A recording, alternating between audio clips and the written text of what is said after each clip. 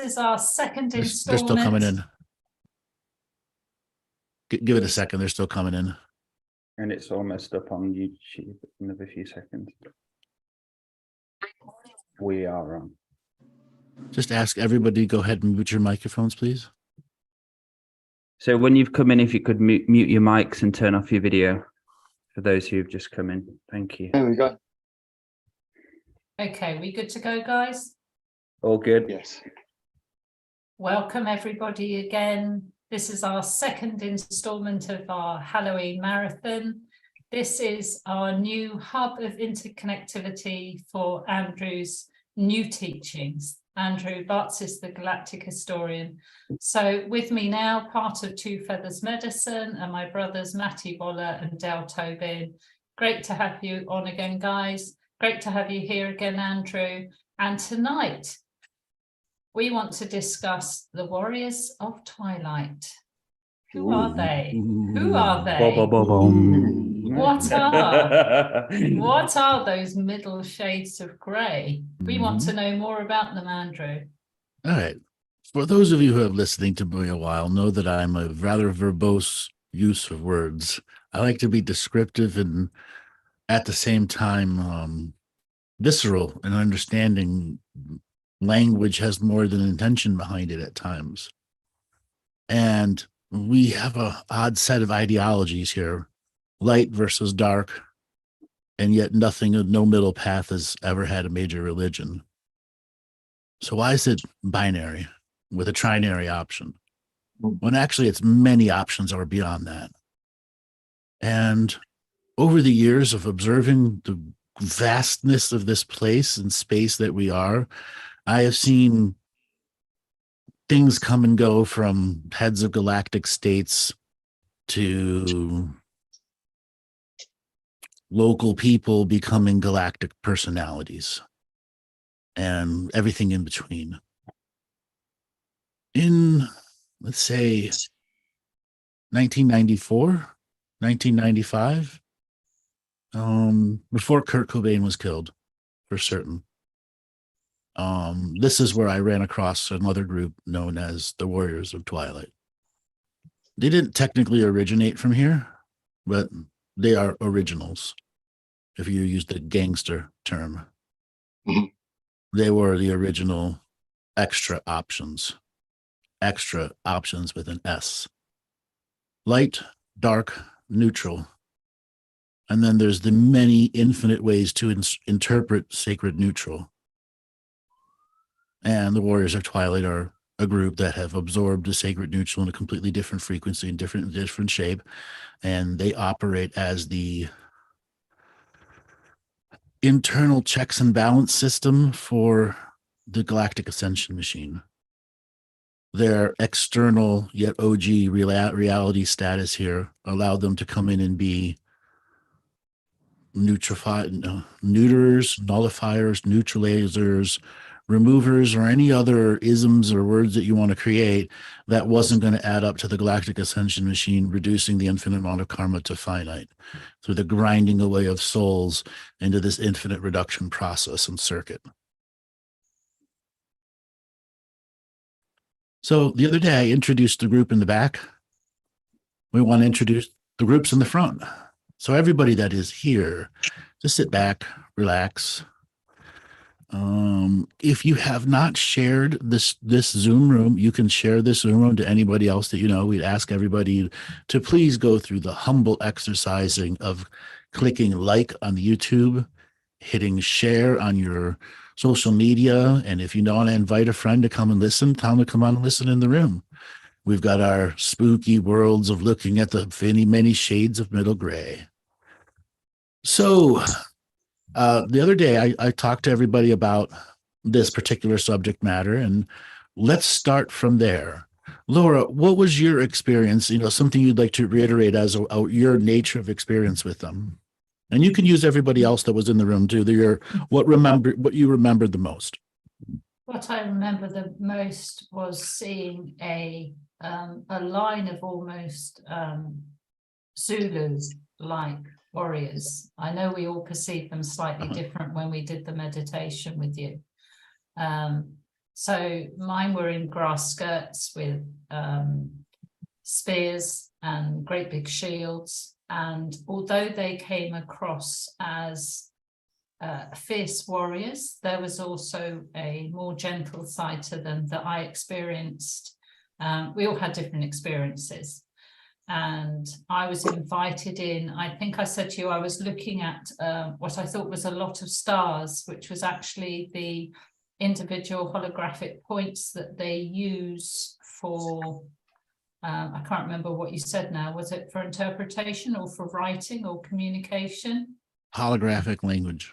Holographic language, yeah. So that can create everything in between, all the ups and downs of all forms of projected language. Yes. So my experience was to sit with them as one of them was pressing. He does seem to be touching all these stars, all these holographic reference points. And they also gave me, as a greeting, some star water, which I think you said that will give me some aha moments. Yes. Yeah. And I think at the time, obviously, Maty and Dale were off having their own perceptions of them and went on to do other things, which they can relate. But when I say I enjoyed, I found it a fascinating experience sitting with them. I felt I was treated with a great deal of respect, and I found them, the ones I spent time with were very peaceful, but I also felt very protected, but I also felt very welcomed, and I felt very honored. Yes, as part of the context, I took them to visit a city so they could see all the aspects of it. And this is why we wanted to present a different way of seeing the universe on this Hallows Eve. It's not all light and dark. There are those things that dictate to the light dictatorship who's in charge. And over the last many centuries, the light dictatorship has challenged those that present themselves to be another source, another power, another frequency, another option that's not supposed to be here.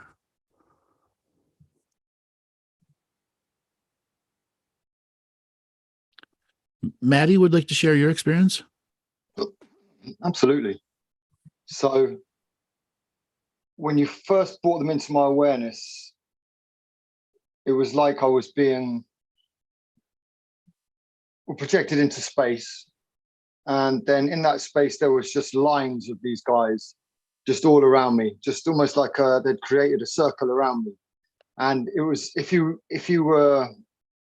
grew up with things like He-Man and so forth, it wasn't much unlike that. Each one of these beings was so unique and different, and they were all just a complete different expression to anything I'd ever seen before, because you couldn't put them into the dark and you couldn't put them into the light, but you could easily mix them up with both. But they each had a very individual expression. Mm-hmm. And so the first thing that I did was I was presented with what I can only call either their security or a sentinel of some sort of description, but it was like a scorpion body with a cyclops face.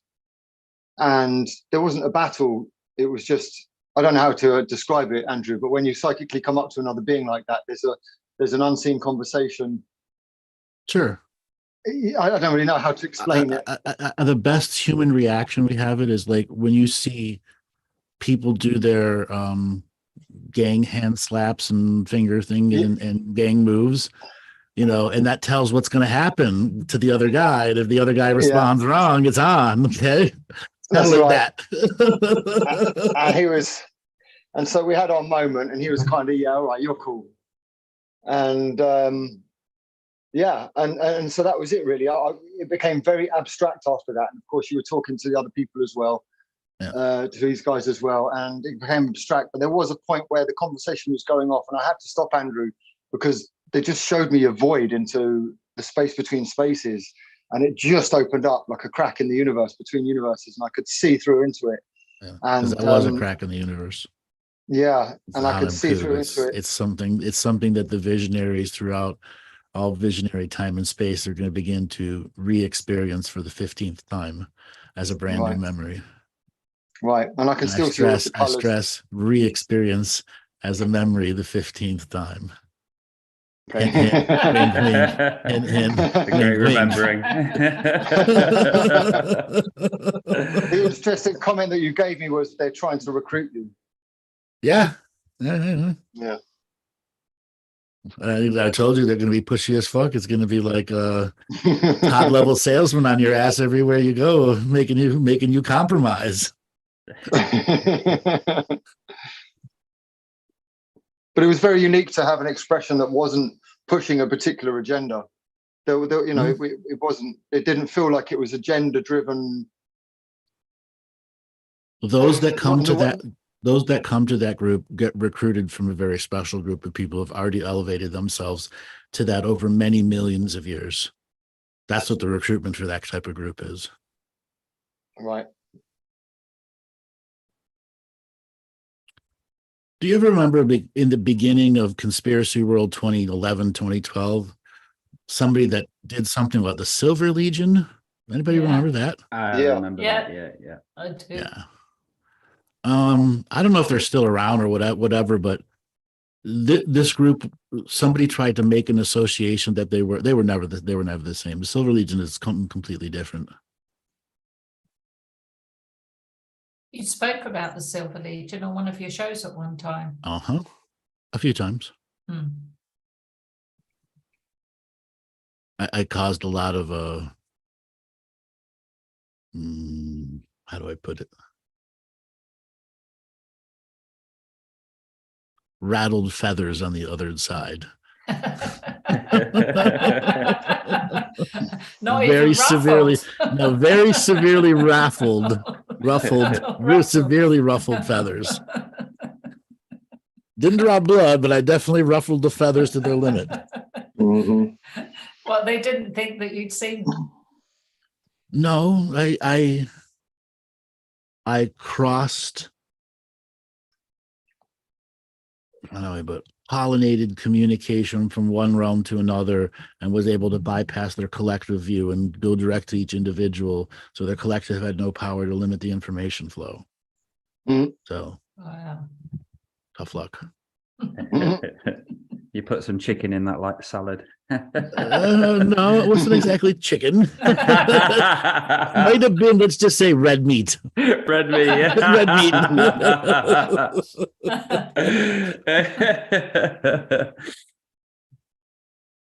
With some protein powder.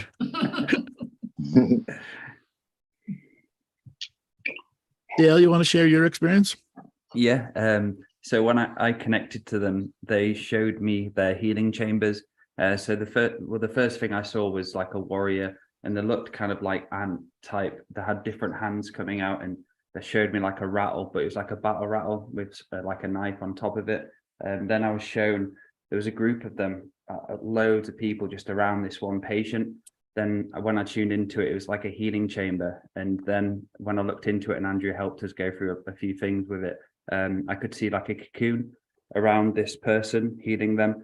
And there was like these huge silver lines of light around them. And when I was going through this process of seeing this, all of a sudden I could see like a spider web coming in, and it was like a spider web of connection. And these spider webs were actually going into the patient.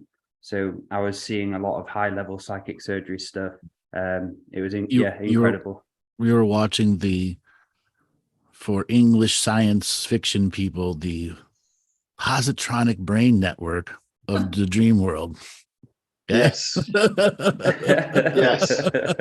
That's what you were seeing, through what is it, mushroom space, because that's what the last Star Trek Discovery, it tripped on mushrooms every time its engine went active. Yeah. Literally, it tripped on mushrooms. Yes, they did that. And that was it. It was that cocoon, and you remember you saying it was about them taking them back to the fetus state. And back there was the like infinite fetus state. Yeah. There was like a rebirthing void bit as well. Like it was like a circle that went past through to. It's kind of like a rebirthing stuff, and there was all sorts of different stuff going on. Like loads of different lines of light just connected to the patient. And yeah, it was beautiful. It was really cool and expanding. Well, with that being said, everybody, who wants to take a tour? A tour of another place and another space and another time. And we're all going to ask you to get aboard the Galactic Ascension roller coaster. Okay, everybody get in. Put your seat backs, tray tables into the upright positions. Okay. Put down the bar. Yep. Down the agenda. Well, you, at this point, is that drive it like a stroller? Nope. You don't have any power here. You are just unentangled and entangled observers simultaneously. With that being your hint, hint, wink, wink instructions, you are asking to have two perception points of view. The person experiencing it and what's causing all this to happen on the outside. If you can remain that neutral enough to add a second flavor of view in. Okay. So we're going going up the hill. And it's not that high. It's getting a little higher. It's not that high. Hey, we're up pretty high. Hey, look, that's the stars out there. And as we go and we peak and we get over the top, a portal opens and we enter a downward spiral that feels like it's going for infinite. It spirals, it loops. It gets you discombobulated to the point where you blink and poof, you're out on the other side. Great stars from all angles of your vision. A series of bright ones attracts you. And you find your train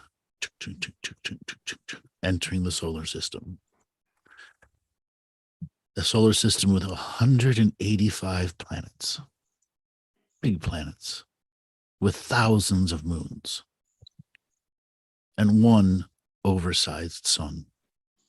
Okay, you let your train slow down a little bit more as you're realizing there's a lot of traffic ahead of you.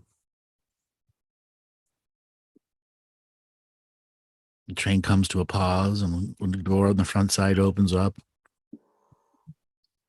and a thing described as a thing.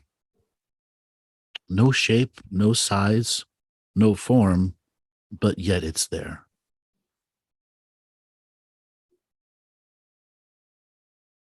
The thing asks for tickets, please. An automated system delivers the tickets to the thing. And when the thing looks back, it is all things simultaneously. It is your first contact into seeing perceptions and points of view from other places and spaces that are designed to open you up philosophically and not weaponize your thoughts, minds, ideas, constructs. So everybody has a little friend over there. Train starts taking out. You come to the 5-star Galactic Hotel called the Galactic Historian Hotel. I'm branding myself in the other worlds. You were all visited by me, many simultaneous me's. Okay, taking your bags up, putting everything away, setting up appointments for you to get a temporary visa to go anywhere in the solar system. Go ahead, Maddie. Nothing. I can see like Buff Boy Andrews and then all these other Andrews. Waiter Andrew. Yep. Everywhere I'm going. With a Just little Andrews penny on. everywhere. Yes. Merchandising me. It was the Buff Boy Andrew that made me laugh with the little hat. I've been Andrewed. Yep. Yes, Sean asked Andrew, have you been being visited by you? Yes, I've been visited by myself many times. Many versions of myself at many different moments. And his evil twins showing himself on Halloween.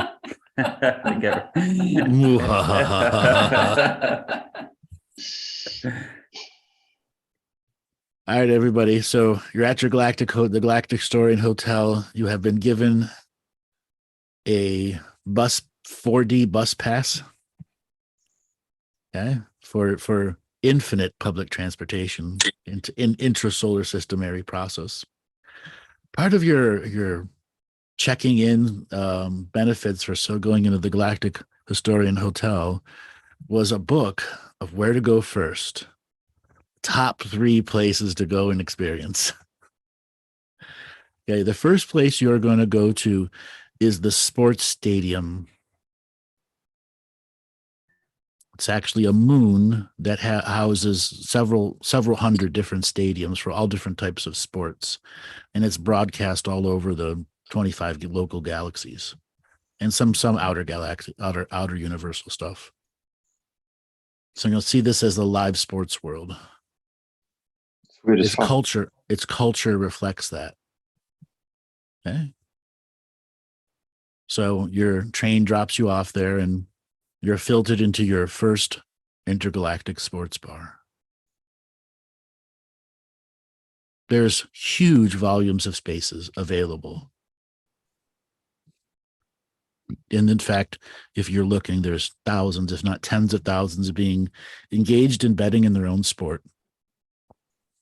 And people going, betting, Andrew, isn't that evil gambling? Yes, it is. Here, it is. It's a sport in other places that is using accurate calculations with a validated no cheating done by the mind of the planet to prove there's no cheating. Okay, because instant calculation is a very unique skill in this universe.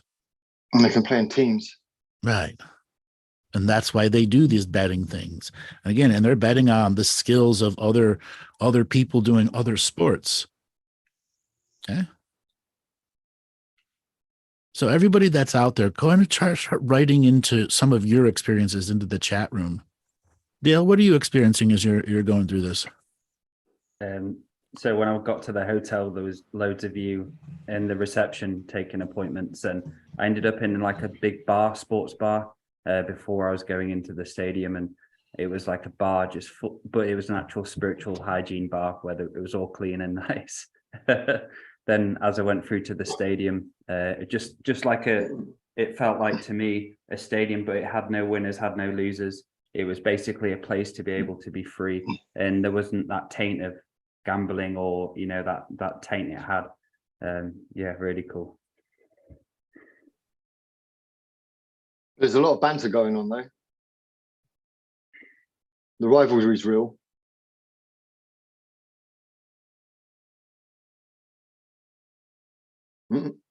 Oh, where's our version of Andrew gone? Which one are we doing? There he is.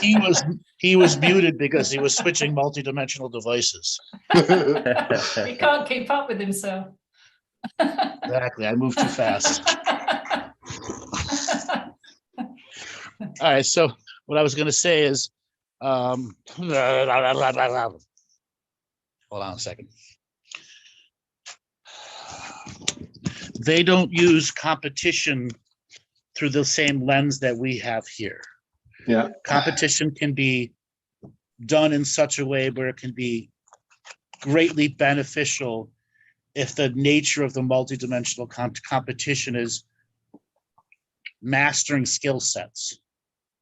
The competition will master a skill set that will make you far more influential in the galactic potentials market.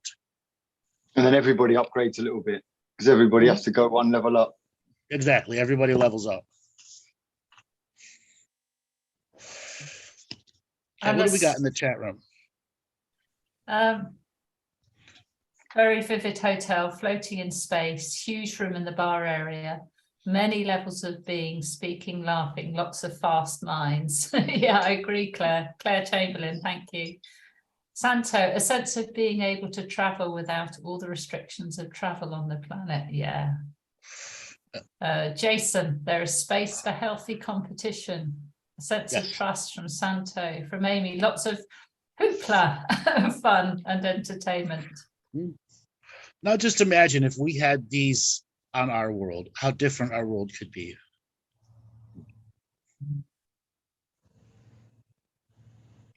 Yeah, but everybody leaves poor, pissed off. Or worse. Non Yeah, wanted. worse. Pissed on. Yeah. Yeah, pissed on and pissed off, aren't they? And Herminia from the chat says that she just felt like she was in a Harry Potter game with the brooms and Quidditch. Yeah, I must say, Herminia, I felt that too, because I saw Yeah. multi-dimensional chess, and I also saw the stadium just expands as it fills. It's just another layer of seats are created. Just and another created layer and of created. seats. Yeah. Exactly. It just expands and expands.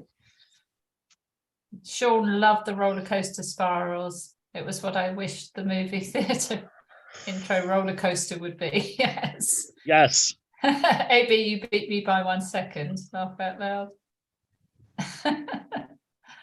We're living our own movie, Darnay. Yes. Yes.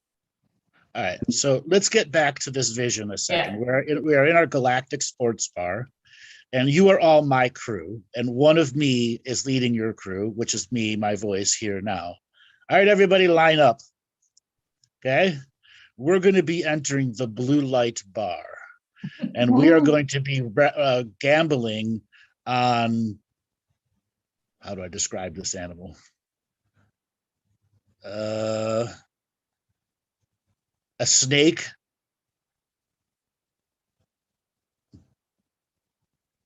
That has like a scorpion stinger to it. It's a snake. Instead of a rattle, it has a scorpion stinger to it. So it doesn't have arms or legs. Okay. And it can jump very long distances, like 20, 30 meters. And we are going to get our snakes to jump and fight each other, not fight each other. No, yeah, they're going to fight each other. Don't worry about it. Not for the first few legs of the race. It is a death match at the end. Does this? All of these animals have agreed and volunteered to be in these positions. And does the scorpion tail sting kill? Yeah. Is it Yes, fatal? it actually sends a lightning bolt out of it, like an electric eel, Which would stun the opponent? and kill. And kill. Okay. And kill, yes. Wow. So it's fight to the death. Okay. Well, no. The first thing you do is before you order drinks, you go and meet the souls that are in the game. So you all get taken to your seats, and there's this 3D, actually 4D holographic screen of a snake with a scorpion's tail going, "Hello, what did you like to know about me? And I'd like to know something about you," before the betting begins. Mm-hmm.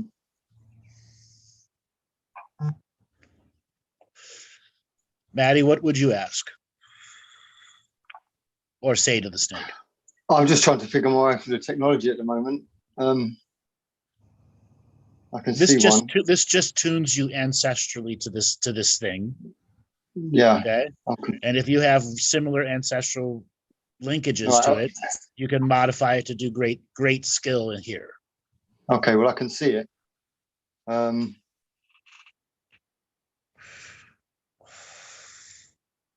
I don't really know what to say other than just win, man. I'll give you whatever I can. Okay. Give whatever I can. Okay. How many quid are you going to put down? Oh, how much are other people putting down? What's a good bet? Let me look into my galactic wallet. And put £1 million down. Is your face on the money, Andrew, as well? Yes. Do you own our birth certificates at this place as well?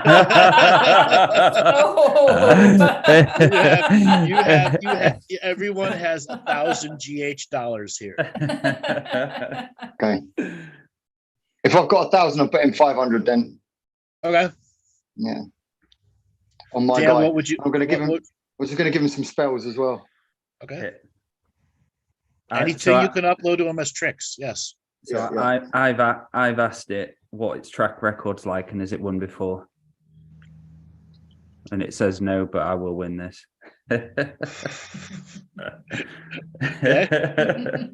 How many GH dollars are you putting down? I'm putting all of it down. 1,000 GH dollars. Showing them the faith. 1 minute. Just take a look at. Just, Dale, he just asked take for a a look blood at the oath armor on my already. one first. He's offered his blood. Just take a look at the armor on my one first, Dale, before you put all your money on it. Laura, what do you do with yours? Well, yeah, we were just chatting, and I have every confidence in he's yellow, mine, with a scorpion tail, and he's very underrated. So I'm going for the middle at 750. So I'm going into my celestial wallet and taking 750 Galactic Historian. We don't say dollars, do we? No, Okay, dollars. GH. Okay, Exactly. They are GH not. dollars. They are not fiat currency. And I think mine has a hidden. It's got something hidden that will surprise people. Okay. Okay. How about everybody else in the chat? Let them all do a second to type in.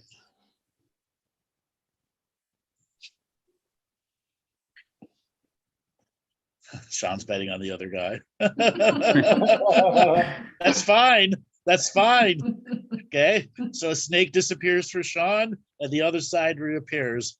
And it's got like an elephant trunk and an alligator body. Except its legs are pretty tall, so like the size of a horse. It's more alligator-ish, but an elephant nose, the size of a horse. Mm-hmm. And the race is they have to make it through the holographic fields, which is basically uphill all the way, and into like a climb off section where it becomes full combat while they're climbing. And whoever gets to the top, it's not a mountain, it's more like a really steep hill. Okay. So you really have to choose your angles well. Mm.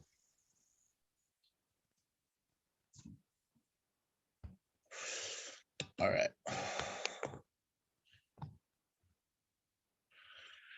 All right, so everybody's placed their bets. Okay. Your first holographic drink comes to you. Mm. Okay.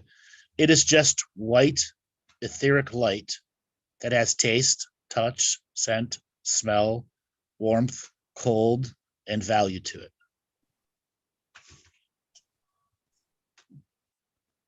Take a sip. You have your drink. You can have your whole thing. Mm-hmm. We've got a 1 minute countdown. There are 9,740 bettors. Just giving it some secret juice. Yeah, well, there's other people in other Serious right now, bro. places betting against you because you guys are all newbies.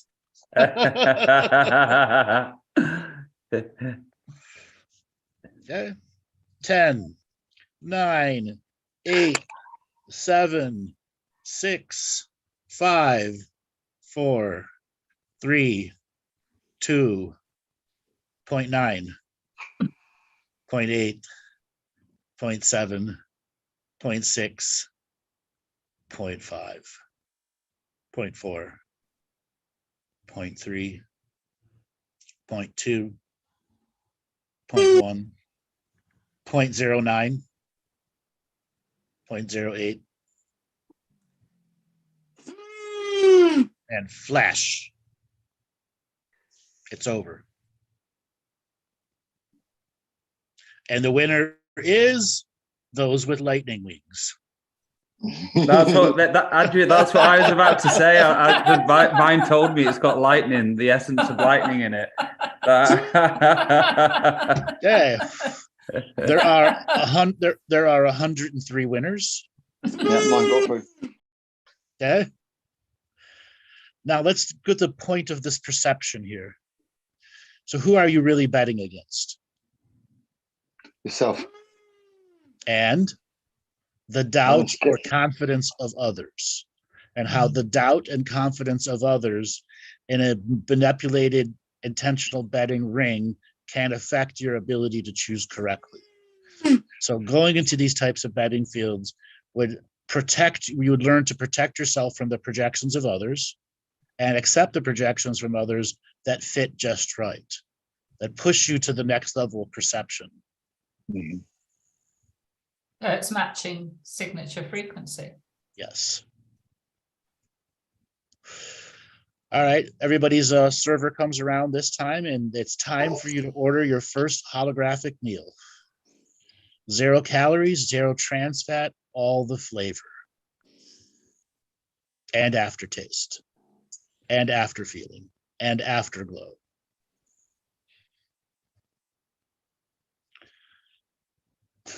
On the menu, a special blue chicken.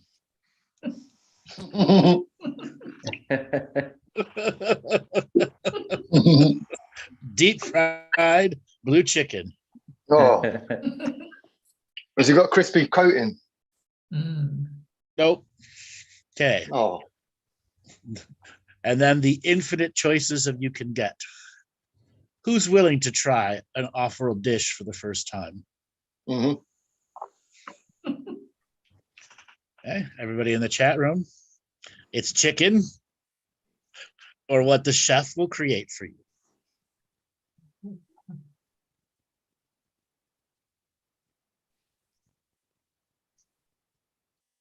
All right. Everyone's placed their orders. A no time moment happens and flush, your food is there. It's delivered in this red hot iron, like it's pulled right out of the cauldron of melting metals. And you have this very delicate dish in front of you. And the waiter, for everyone, takes out a scoop of this molten lava looking stuff and puts it into your very delicate dish and hands you a spoon and tells you that this is a micro teleporter spoon. So you can get the taste of a micro amount of this material instantly ready for your mouth's preparation, so it will not burn, harm, or do anything to you.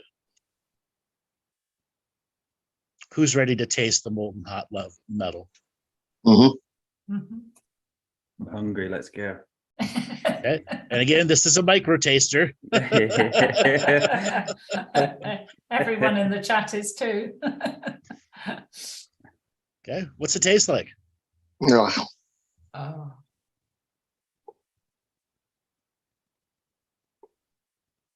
Like a flavor I've never tasted before.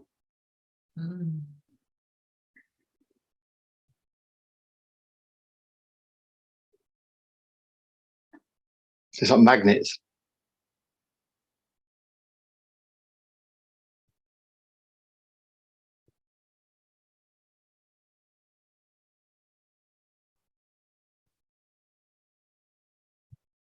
Getting a lot of really interesting response. Cosmic Kool-Aid.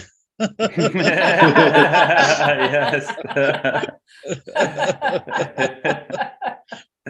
Okay, childhood joy with a twist of afternoon lemon. Perfect.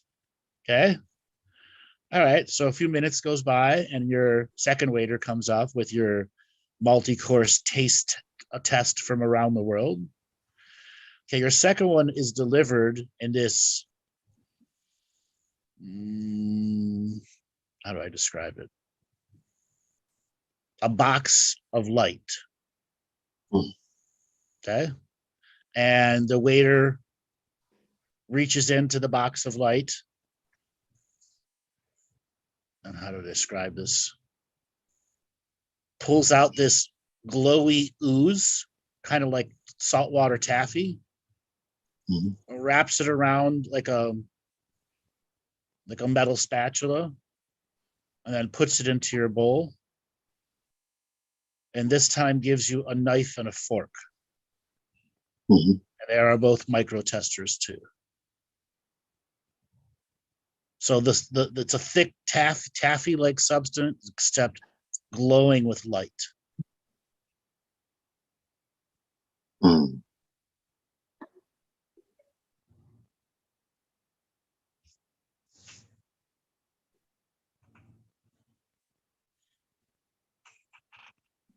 What's it taste like?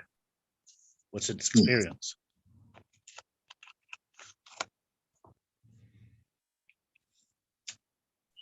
It's like the sun.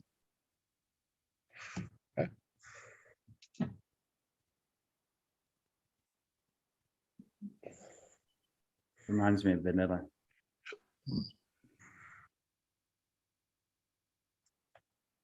Laura? Mm. It's spaghetti-like.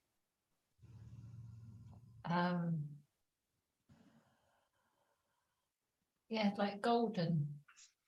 It's got such an afterglow. Mhm. Mm.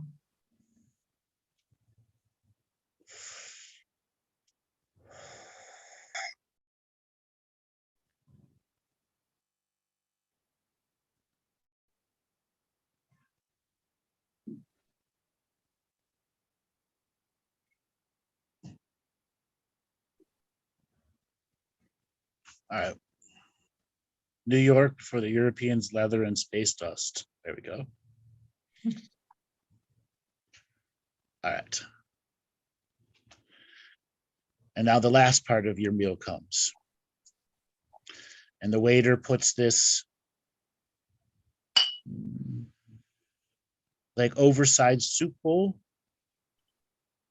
like half a gallon kind of soup bowl. And there's clearly a broth inside it, but there are also things on the bottom. And he hands you a ladle so that you could take out and then add to your own bowl.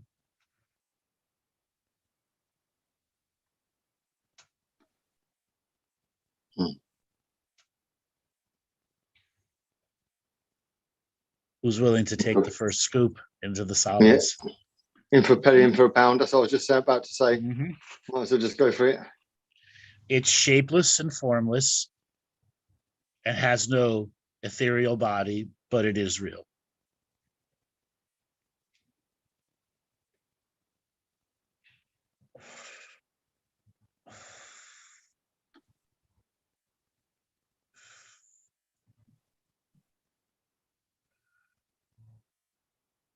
Well, That is source in an amoeba, in like a lemon soup. Source amoeba lemon soup.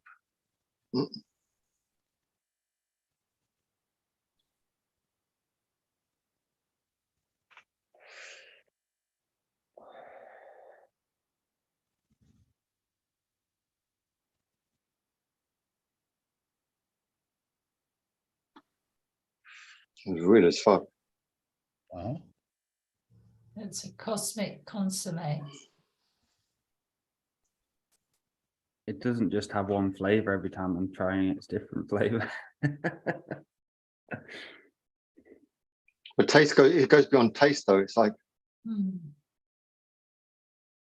It tasted Marmite just then. it's like a drug. It's hard to explain. It's like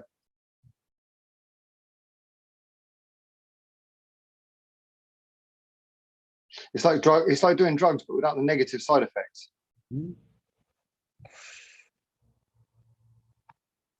It's a new GMO, galactic modified organism. Galactic modified sauce, GMS. The GMS, universal exactly. GMO. We outsourced for our source material. Generic source. Yeah, insourced and out. We outsourced our Source from insourcing. sourced. Exactly, sourced from source. Free range source.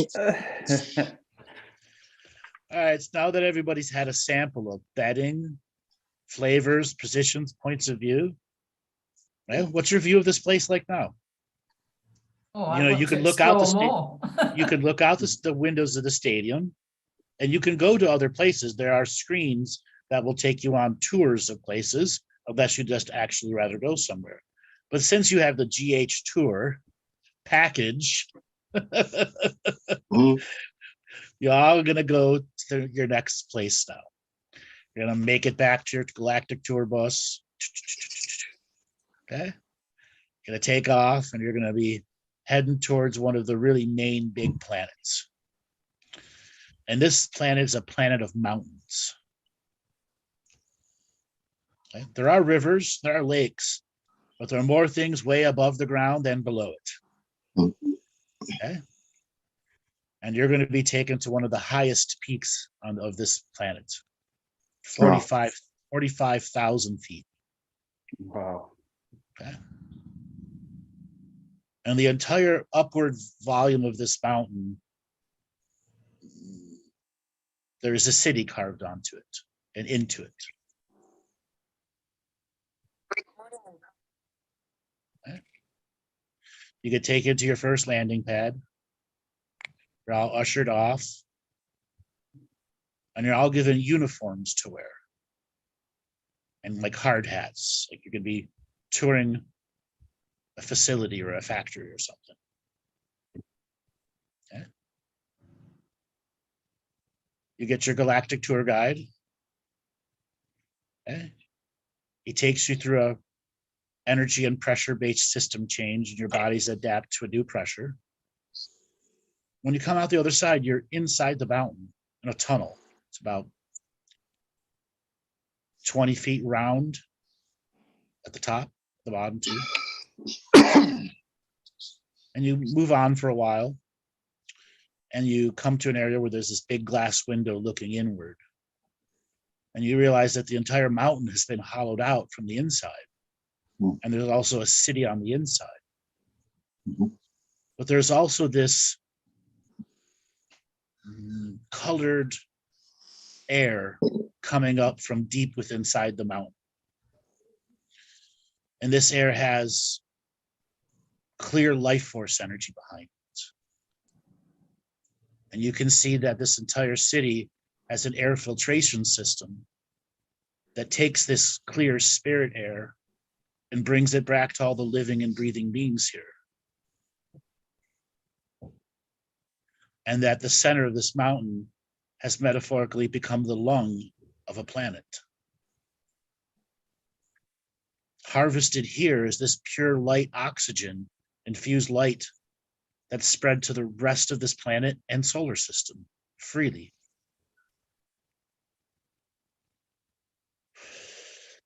So they take you to the first room where the first layer of air extraction is done, where they're looking for the planet's essence, its elemental connection. And it refines it so it's a much more bigger collection of this essence. And then it's bonded with the outside air that it has also collected essence airs on it. And then shipped and pumped to other areas where more collected air essences are blended into the perfect brew of air. This air regenerates every cell inside your body. Allows all of your shards from other places and spaces to also experience this air in their blood, regenerating and rejuvenating. All right, let's take a pause there. Laura, what are you experiencing there? And if anybody wants to write in the chat room too. I've called it blueprint air because it feels like it's taking you back to my original blueprint, and the color I'm seeing is a very pale translucent blue that just is so pure and almost crystalline, almost like glittery. And it just, yeah, that's the way I see it, is a blueprint air. Okay. Maddie? Well, at first I was just observing, and then I realized that I could actually go in there and get amongst it and have a good sniff.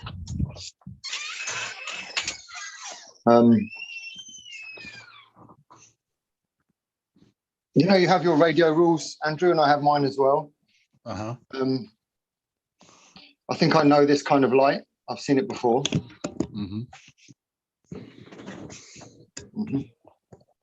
And So this is a very pure kind of light that is a signature frequency match for anybody that comes across it in their own unique way. It's infinite in its expression. It's like pure source light. Yeah.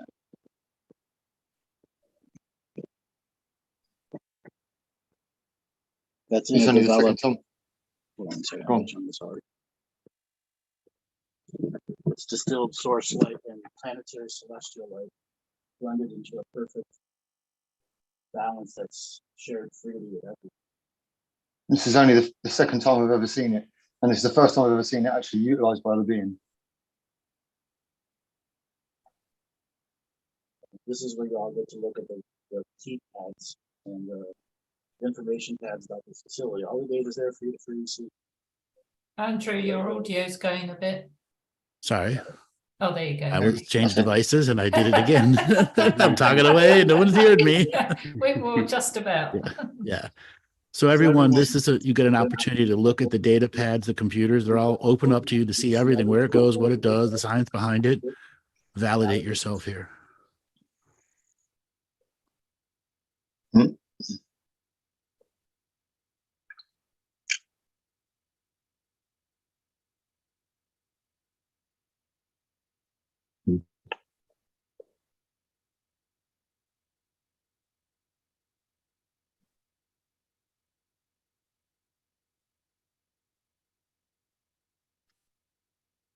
All right, a few minutes goes by, and you guys are herded back up to your Galactic Historian tour, and you're taken off this planet and to another major planet. And this planet is similar to Earth. I mean, it has continents and shelves and water. It's just similar idea look, but this planet's bigger than Earth. You are taken to a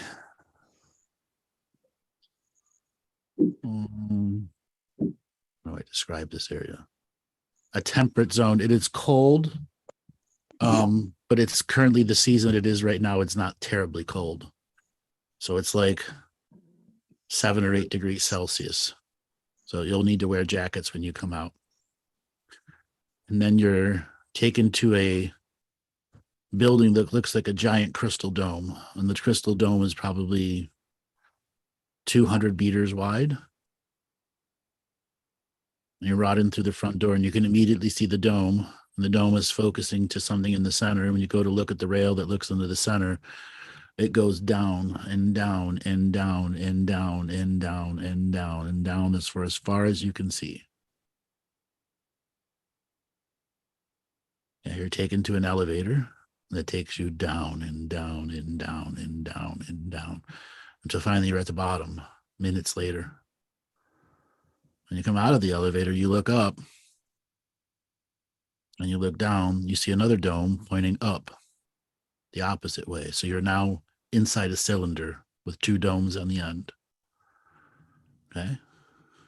You're now brought inside to the cylinder, into that area, and you have 0 gravity effects inside you there. Here, your photonic light can help your physical body move, where you can learn spiritual locomotion, how to move yourself throughout time and space.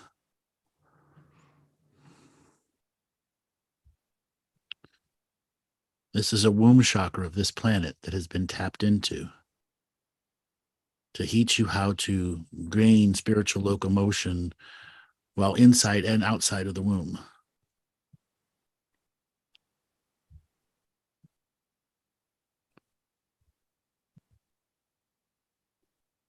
So everybody can see everybody moving in all the different ways. Some of you are like doggy paddling. Some are backstroking. Some are running.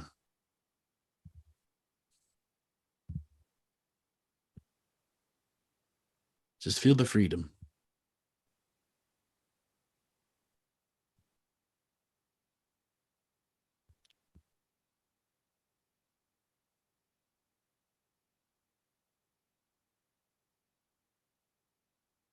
Okay. After a few minutes, you guys are pulled down from wherever you're at, reassembled, and then you're taken to the next part of the facility. You go down another elevator that goes down and down and down and down and down and down and down some more, and then down some more again. When you come out the other side, you're taken to an area where you see this. How do I describe it? The biggest nugget of gold you've ever seen. 300-400 meters in width and in shape. And there are these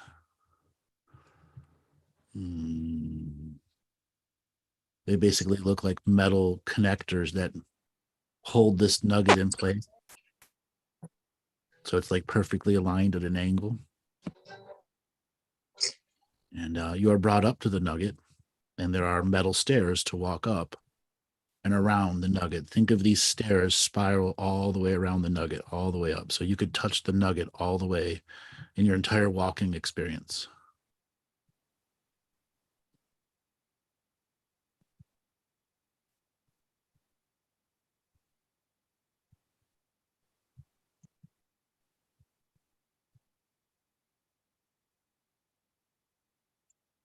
Okay.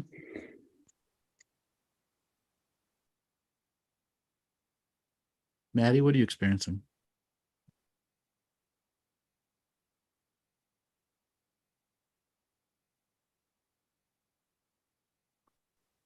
You're muted. I can't really explain it, actually. It's when I was in the actual room chakra itself, I wasn't even bound by physical form. I could just do whatever I wanted to do, just be wherever I wanted to be. I became a sandstorm for a while. And then this gold nugget is just kind of, I don't know, I'm just in awe of it, actually, to be honest with you. I'm just touching it and feeling it. And as I'm walking around, just finding it very hard to stop touching it. Well, this whole experience was designed for you to touch it at every level of the journey. Yeah. Yeah. There's always different veins in it. Yeah.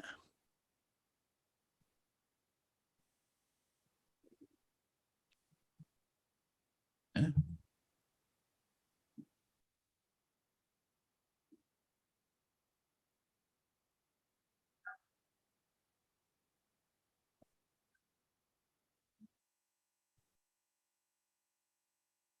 All right, Laura, what are you experiencing?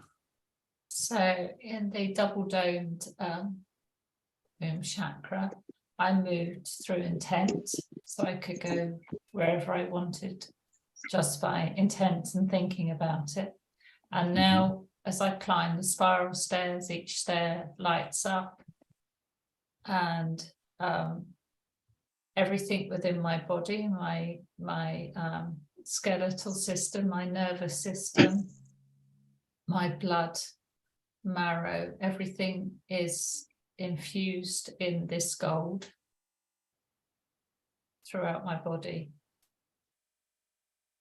I act as if you're activated by a trillion universal suns. Beautiful. Dale, what about you? So when I went into the womb area, I could feel straight away before you even said that womb energy. And when I went into it, I was able to be like an egg, a fetus, and I was able to teleport into different states and fly into different areas and go into that real womb deep healing state. As I went into the golden nugget, I could feel basically just as I was touching it, it was energizing me and giving me more kind of higher frequency. I felt like I was feeling a bit more responsibility with that.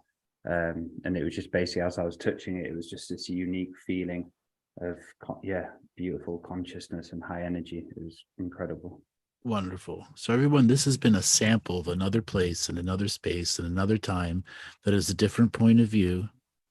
And it's an opportunity for you to go through layered experiential processes, learning the different perspectives, such as in the gambling thing, or being willing to open to experiences and let visions and idea and concepts flow to the point where you know you're not just making shit up, that it has a realness factor too.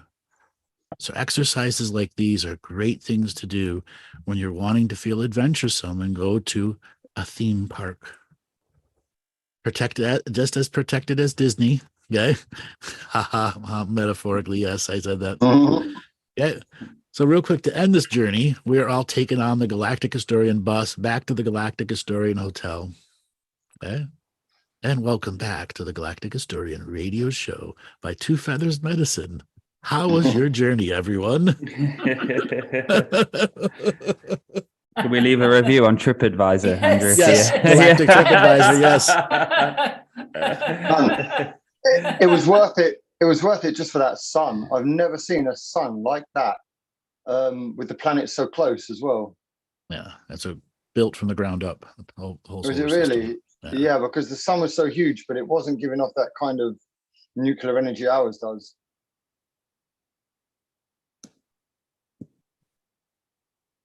Nuclear's the wrong word. Yeah. And now, because we are Galactic Marketing Extremes, we're going to be talking about our Scotland bus trip. Oh, wow. Yes. Perfect transition. Yes, it is. How can you resist after that? A GH tour where Andrew will appear in many forms. Was this fantasy? Is it reality? Anyway, the wind blows. Doesn't really matter at all. Let me tell you, there are many level of galactic marketers cheering. He did it. So anybody in the chat room, if you've been to Scotland as well, and your perception of it, if you'd like to pop in the chat as well, if you visited it. All right, so how about we just talk about how it appeared, how Scotland as a manifestation. It was 4 weeks ago. A bit more than was it longer than? Yeah. It feels like a It's a bit lifetime longer ago. than that, It feels like it does. Been to so many places. This is the end of October, so I think it was Oh, last week in September or what? first week in October. That we discussed it. Yeah, our first meeting. Yeah, No way. Oh, yeah, I've lost track. It was, yeah. I know how to find out. I'll go look at my Yeah. schedule.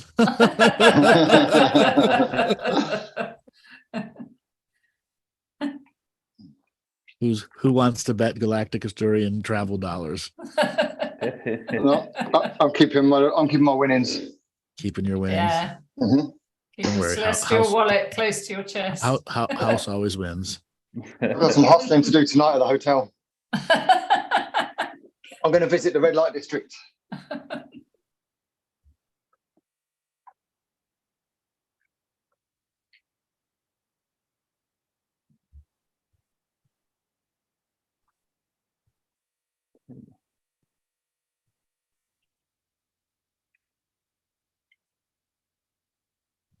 Nope, it was 4 weeks ago.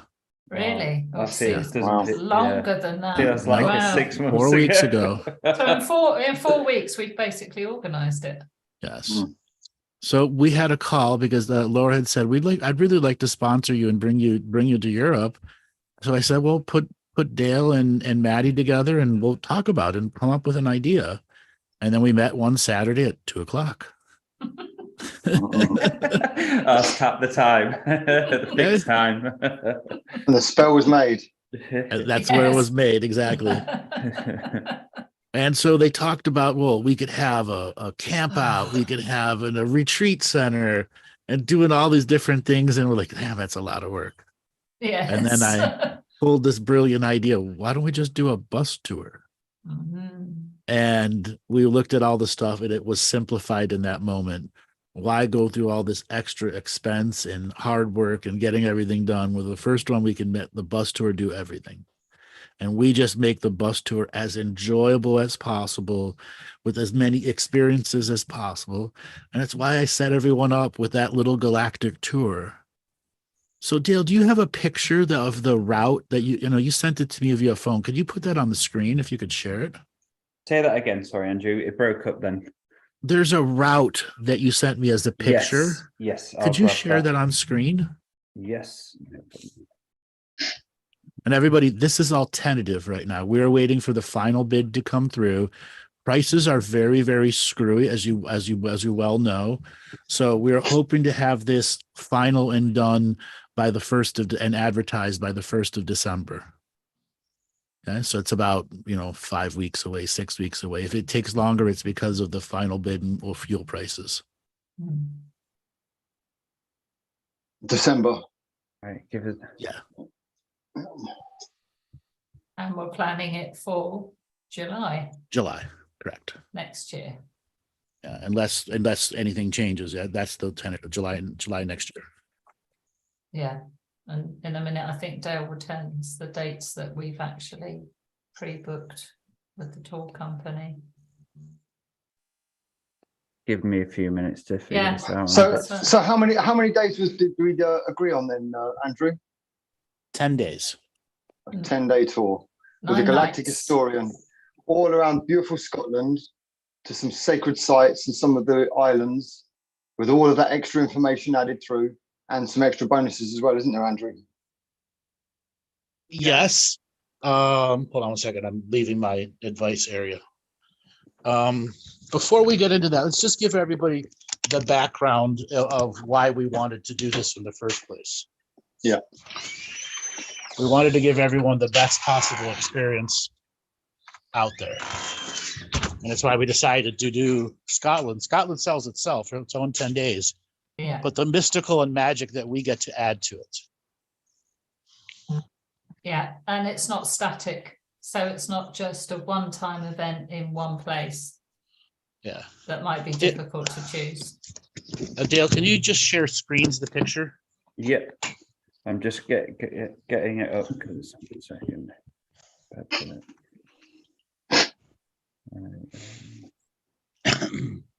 going to ask anybody in the chat room, have you ever been to Scotland unless you live there?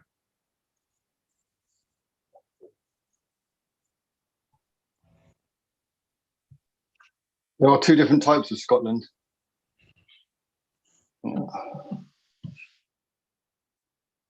Oh, Matty.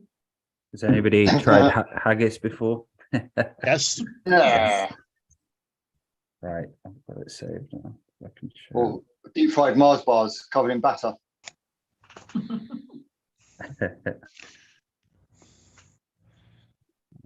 Deep fried ice cream cake.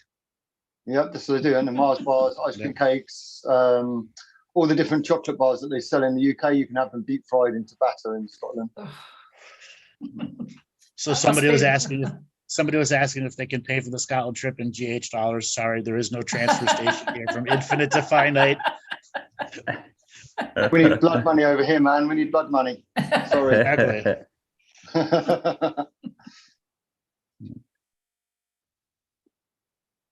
So anyways, while Dale's getting the share screen set up, so we just met that Saturday. We spent a good 2 hours on all the other ideas, and then we settled on a bus trip. And they said, so when are we going to meet? 2 weeks later, Dale goes on to a trip through the Scottish Highlands. Okay. And 2 weeks later, we meet up and we have our first set of bids coming in. That's literally how this has evolved. And we've had so many people already responding, like wanting to be able to take this trip. And we also wanted to make it as fun as possible. And one of the things we wanted to do is to make sure that you would all have these types of special crystal tools that I've made before. For those that have been around a while, do you remember those? If it's not for those that haven't. So a yes and a no. We do have a lot of new people. So what I do, I make my version of Organite, and these are some of the teachings that came to me decades ago. So Organite is crystals under pressure create piezoelectric effect. That's the basic of the science behind it. The types of minerals that you use in your hardened section, where they're using a silicon mold, silicon, just some type of hardened thing. It's not a natural material. So I use beeswax and I use all different types of crystals, including magnets. And these things are not small. They're kind of big, actually. 1 second here. Let me turn my camera I don't know if you can see this. This is from one of the events. This thing So weighs basically, about where you see conventional organite. yeah. So go on. Instead of conventional organite, it I uses said to people, so beeswax. Yeah. beeswax, exactly. Everything's the same, other than the fact that the crystals are much more well organized. And instead of plastics and hardened plastics, it's beeswax. Yeah, and there's far higher volume of crystals in it too. So we're going to make these for everyone, okay? Because again, we want you, like, these will act like energy fountains that will constantly be moving your energy when done correctly. There's a particular formula to doing that. And then there are bigger ones that I've made, but that's inconsequential at this. We want to give people tools of power so they can experience places of power and help filter through some of the potentially negative and positive things that will come for it. Andrew, is there a way to, I'm just trying to figure out what's the, I've been trying to just, yeah. At the bottom of the screen, share screens, share desktop.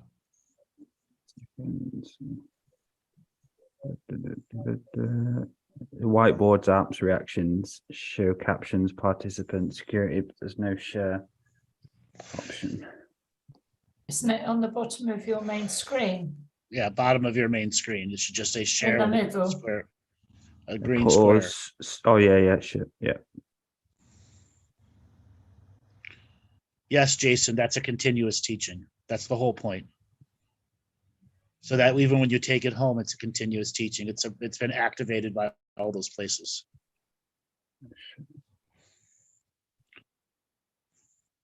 How many people own a piece of technology that was created by the Galactic Historian? Not many, I can tell you that. That many.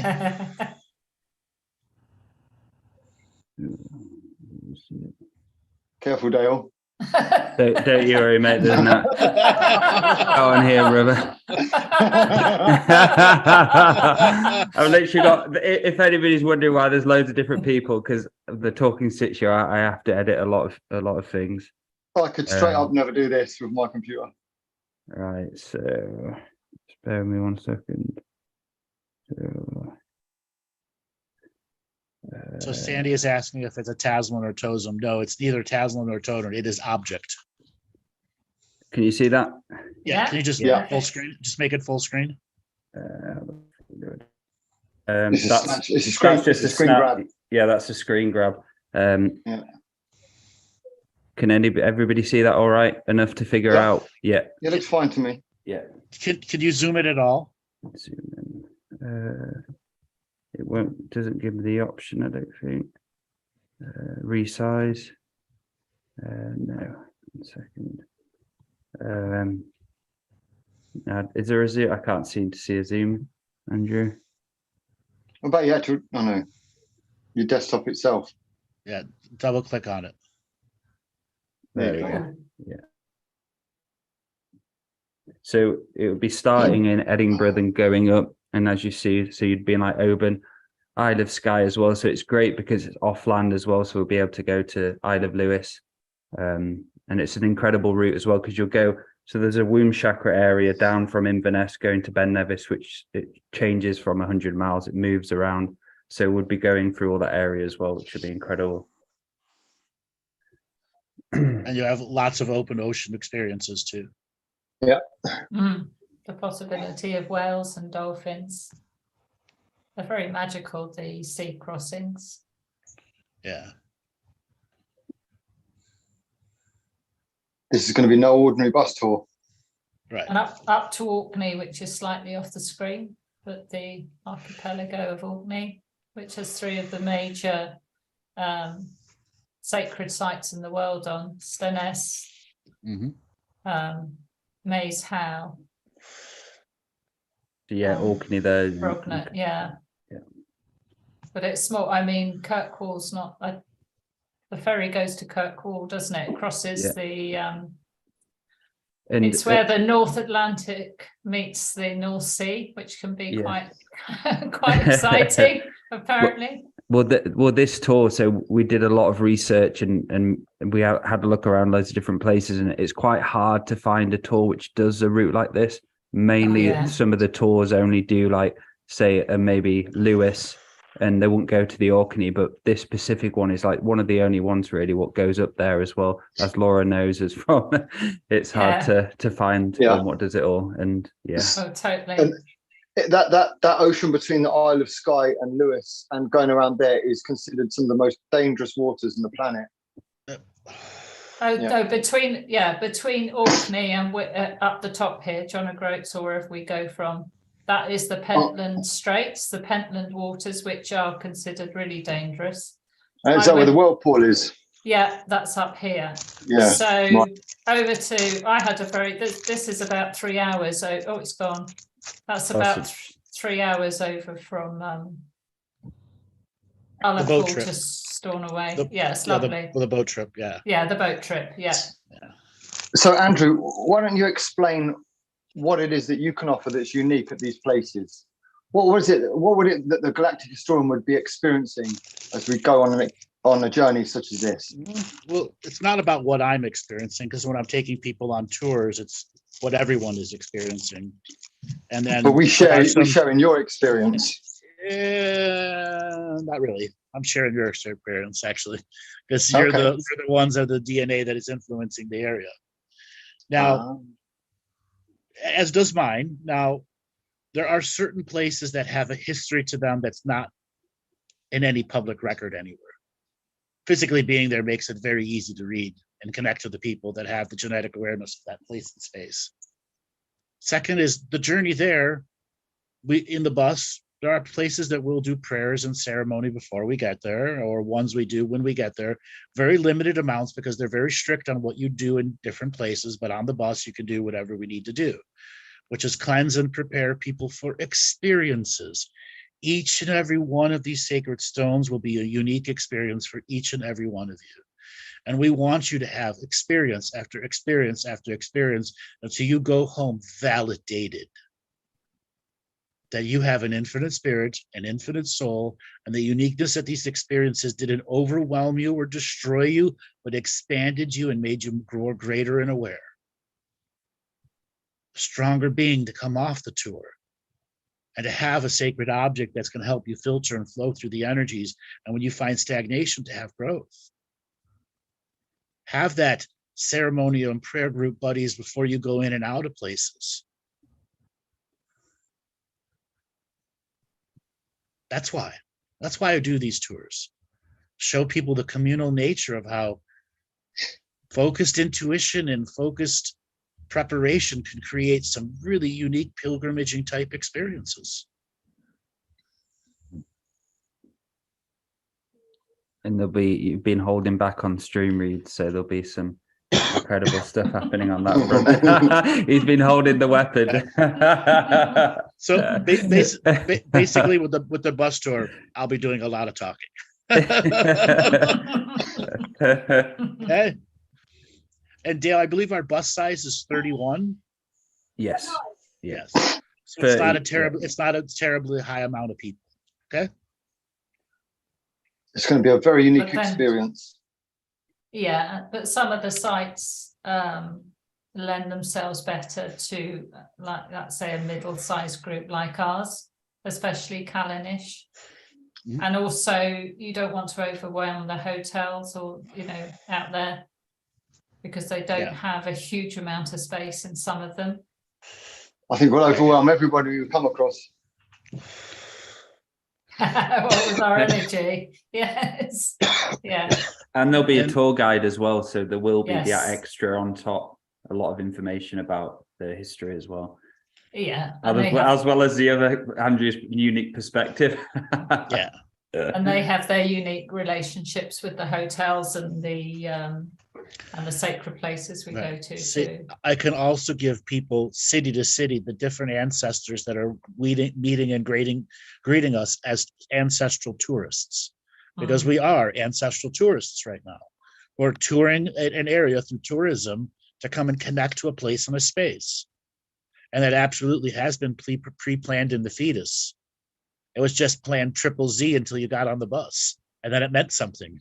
As your precognitive workforce dusted off the old plan and go, oh shit, they're there. Game on. Game on. Who the fuck's this Galactic Historian that assembled all of them. And we're going through Glencoe as well, aren't we, Dale? Yeah, and we'll see the ghost of We Jimmy should- Savile. Oh, don't. Don't. We always got to bring it down, Dale. We've got to bring it down. I'm joking. That was a joke. Glencoe is just absolutely amazing. And There's now nobody for like the beings Glencoe. out, for those of you out there that can't come along this experience for whatever reason, there are limited numbers. We are going to be recording the experience. Well, So we are attempting. We're going to try and It'll be find just a some Facebook people- Live. Yes. Our intention is to. Yeah. We're We going to actually find some have. people crazy enough to come along with us and to film Right. the experience. And So Yeah. if there's any people that are experienced film crew people out there and want to be a part of this from the ground up, we'll invite you to get a hold of us. And right now, like I said, this project is what 4.5 weeks old, and we still have to find the camera crew. Yes. but we understand there's going to be a lot of very unique experiences here, a lot of unique teachings. Yeah. Andrew will be in a very different frequency to each place that he goes, and we'd really like to capture that so the experience is not only recorded but shared on a greater level. Right. And travelling through a womb chakra, as Dale said. Travelling over the water, I think it's twice, isn't it? And Yeah, Andrew might, sharing is caring, and knowing is half the battle. and Andrew might be able to help us locate the Loch Ness and see which lock it's gone into. Yes. Oh, the monster. We'll see yes. which one it's gone Yes. into. No more food here. Yep. And we're going to get our dragon egg detectors out as well, Dale. Oh in case. yes, Yeah. Yes. we'll do some dragon egg hunting. We And want to your nick some dragon galactic- eggs. And galactic fishing rods. Yes, galactic fishing rods. As we all fish for a plesiosaurus in the loch. So Dale, which of the lochs are we going to visit? So let me have a look. So we'll definitely be going through Loch Ness. Let me just get the map up 1 second. Right, And those of you who don't know, these are one of the bus tours that it's extremely scenic driving. So having quality cameras to take pictures through windows is very important. You'll have absolutely stunning scenic sights through the entire tour.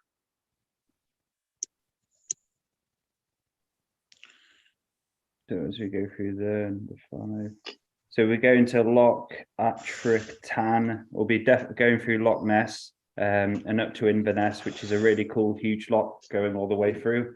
So when you go up so when you start like that line where the womb is, that area, it's basically just lochs connected going up all the way through. So we'll be able to go through each and every loch up there. It's incredible as well because Inverness, there's actually whales. Yeah. Dolphins as well seem to Dolphins. spawn a lot around there. Yeah. We'll probably going through Loch Long. So there'll be loads of lochs we'll go through and we'll be able to see that line. You can't miss them, honestly. Yeah. There's just so many. Yeah. And also like some of the drive, like from the Isle of Skye back to Loch Ness is beautiful, and up to Ullapool. It's all like out of Harry Potter land. Harry Potter filming. I think we'll we go to Glenfinnan. Yes, on this tour. And there's an you'll opportunity, isn't there, to go on the Harry Potter Express? Yes. So you'll go through the area on the Hogwarts Express went through on the hills, you'll see it. And there's loads of areas near Glencoe where actually it was filmed in. Fort William, there's all around the area, there's loads of locations where it's filmed in. So I'm sure the tour guides as well will be able to give us more light on that and exactly where they are. Yeah. Because they use a lot of that for the marketing and getting people to go there, showing them where the Harry Potter stuff is. So basically, Somebody's go on. asking as they're hiking on the way. I believe at all the different tour sites, there'll be hikes to and from the sites. Yeah, some are close, some not so close. I mean, Callanish is a few steps away from where the bus pulls up, but others you have to travel quite a distance. Some of these sites generally tend to be on on roads and right next to roads, don't they, Laura? And that goes the whole way across the UK. Many roads are put straight through the middle of these particular sites. You'll see that all around. So generally, it won't be. It may be a walk, but it won't be a laborious hike. Yeah. No, but the thing is, with walking in Scotland, it's like it's that Yeah. a lot of the time, isn't it? So, so it's basically the Outer Hebrides and the Orkney archipelago are our islands. And for any of you Outlander fans as well, there'll be a lot of places which was filmed in Outlander. So each site that we stop to, we'll have a conversation before what's there, what's in potential. You'll be able to ask me a question, what's in potential for me? And it depends what the mystery has to offer back to you. Okay. This is where vision training, all the stuff we talk about in this show, can greatly advance your ability to see what the place wants to offer you.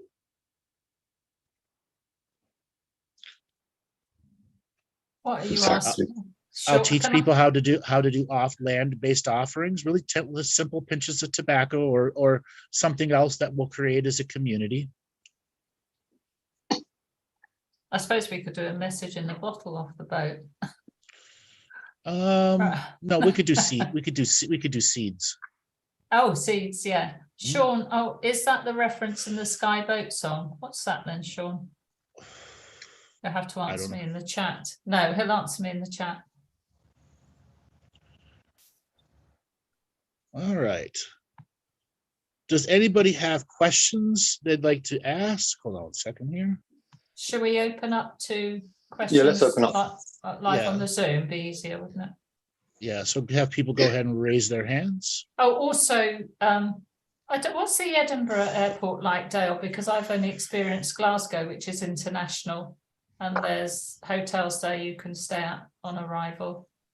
It's fair. It's not that big. It's not as big as Paisley. No, it's okay. Not, The Glasgow airport's called Paisley. It's just outside of Glasgow, and that is about half an hour from Edinburgh.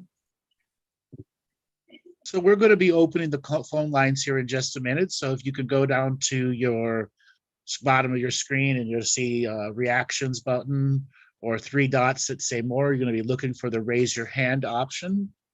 And then we will take callers of people who want to talk about, share their experience in the first hour of what we're doing, or if anybody like just talk more about the Scotland trip and what you can expect. These are the moments where you get to talk back to us. Interactive radio. Okay, so we have one hand raised here. Oh no, hold on. We have a tradition in Galactic Historian. If there is one hand raised. And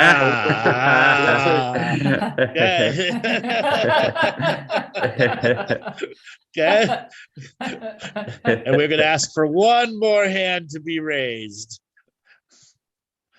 Who's the chicken and who isn't? Buck, buck, buck. There we go. And because iPhone 13 Danae was the first one, we are going to ask her to unmute. Can someone send her the signal to unmute? Absolutely. Yeah. Danae, are you there? I am. How you doing, darling? Long time ago. We just talked 2 weeks ago. Yeah. I guess I'm getting roasted on the spit now, right? As the first hand raised. Yes. with some haggis wrapped around you. Yeah. Since you are. A few Scotch eggs on the side. Oh, too Would funny. you like to put your video on? Do I want to put it on? Well, I don't know what my background's like, so I'll try. As long as there are no dildos or sex pictures, you're fine.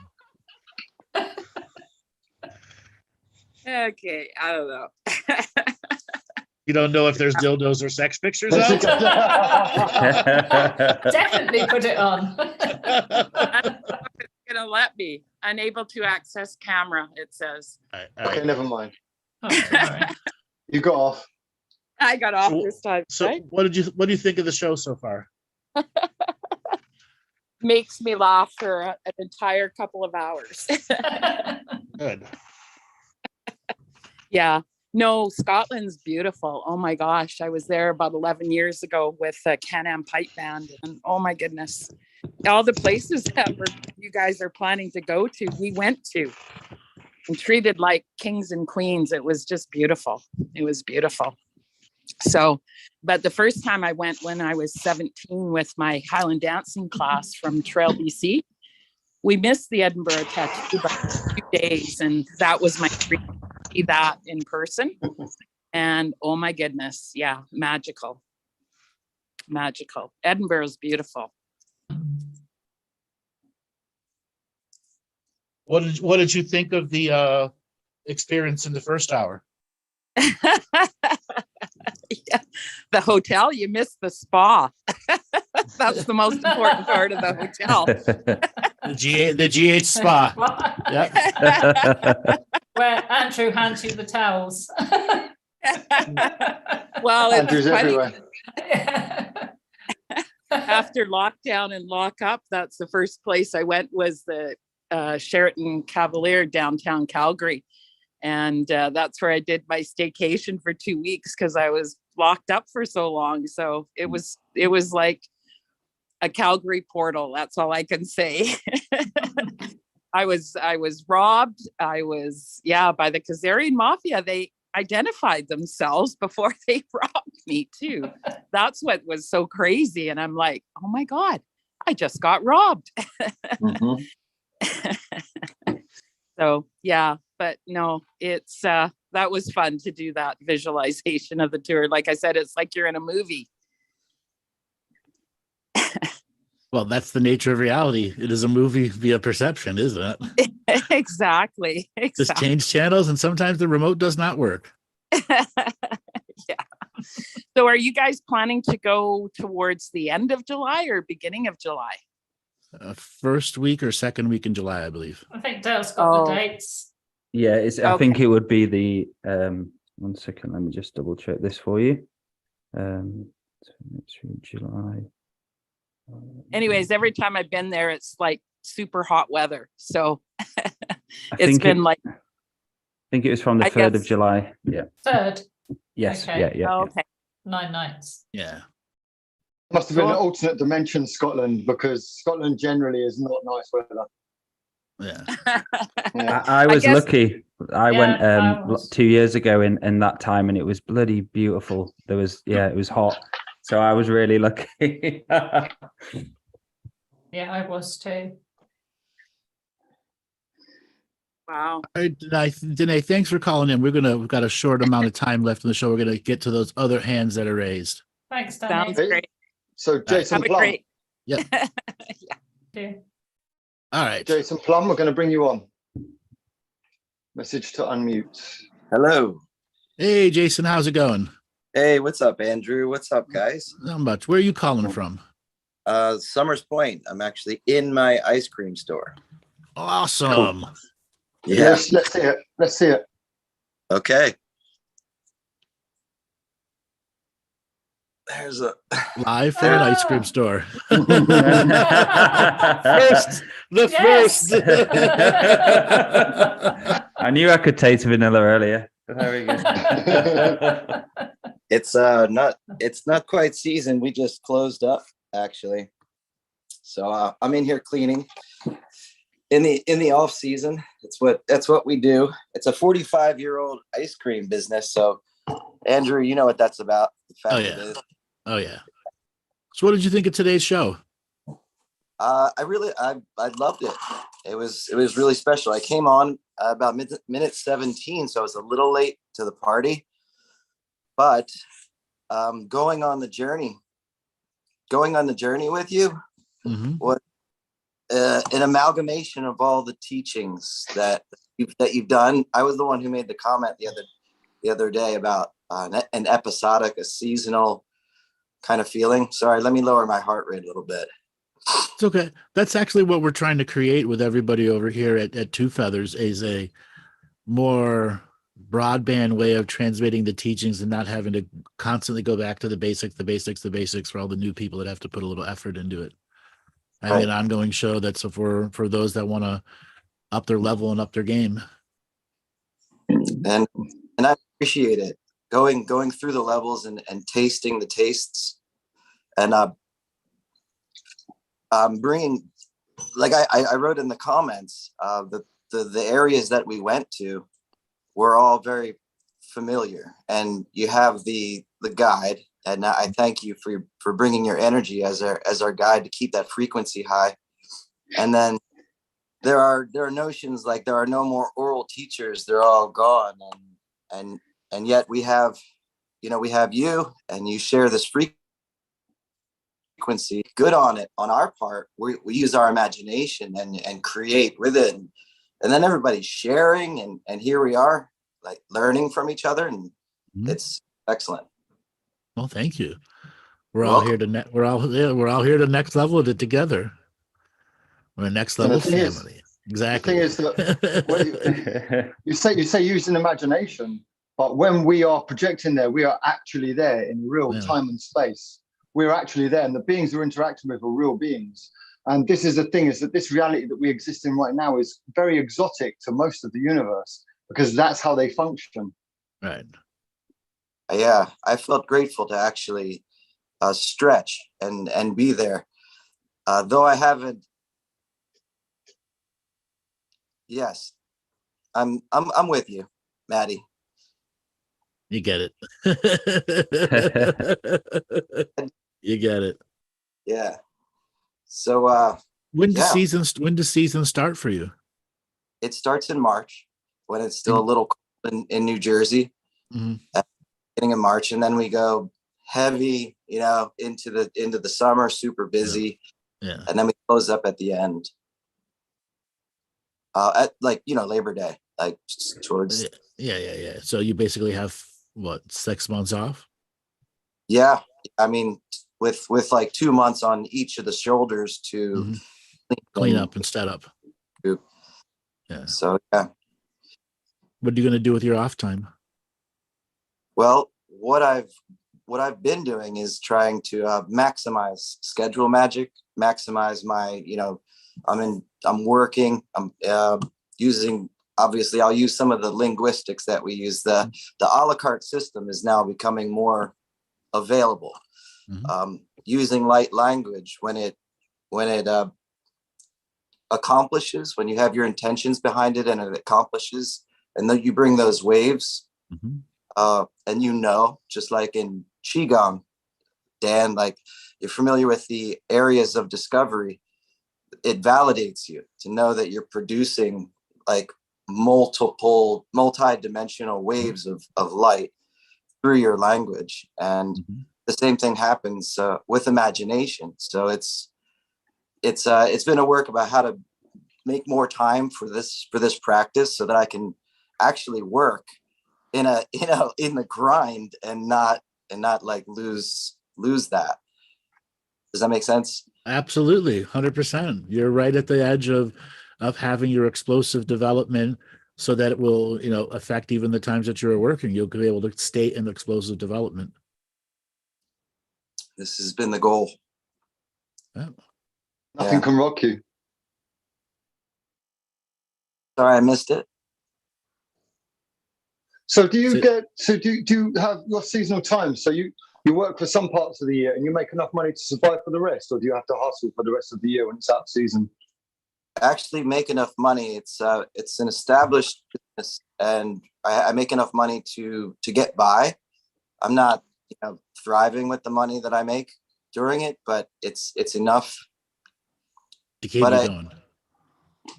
I'm sorry. So you have a decent amount of downtime where, so you'll work on, and then you have some work off time where you're covered. You don't need to go out and earn money. You can actually dedicate yourself to your practice and to those other parts of your life. It's a very fortuitous position to be in. Thank you. And as you said, schedule magic. Yeah. Your schedule is your magic. It's what the magic you're intending to do long term. And if you think like an architect from schedule on, it simplifies everything. Yes. I thought a lot like an artist, kind of confused architect, but I'm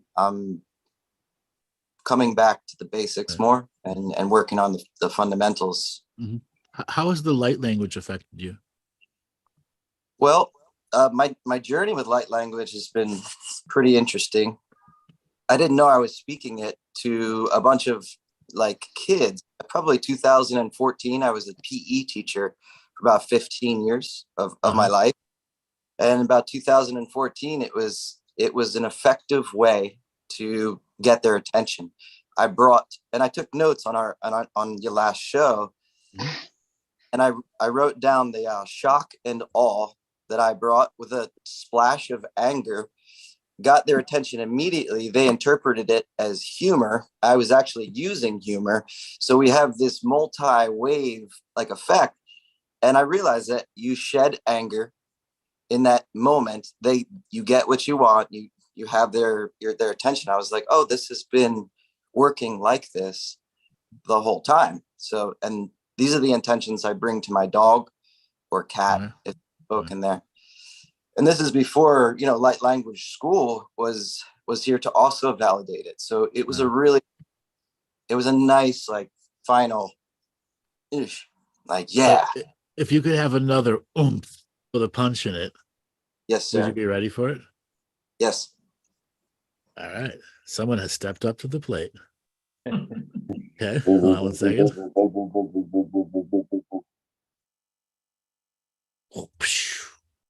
So click on that link in the chat room, and anybody in the chat room can link on it too. Is this what I think it is, Andrew? Yes, it is. Yes, it is. You put me on the spot as well last week. Can you send it again? I go to the chat room. I see. Yeah. On it. Okay, it's going to take you to a Google Doc. Whoa. And this is like a contract revocation, but done in the phonetic of the light language. And at the very bottom, it tells you the translation of it. Now, I'm going to teach you a very specific way of how to simplify and do this and understand it's all about the enunciation and pronunciation. And the more you be able to enunciate and pronunciate with intentionality behind it, the more you will understand of what you're actually saying.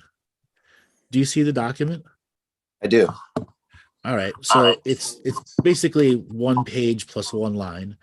What I want you to do is just read it out at a normal pace, and this is your very first time looking at it, and just allow yourself to cognify the letters and put together the phonetic enunciation of it, and just try to go at a normal pace.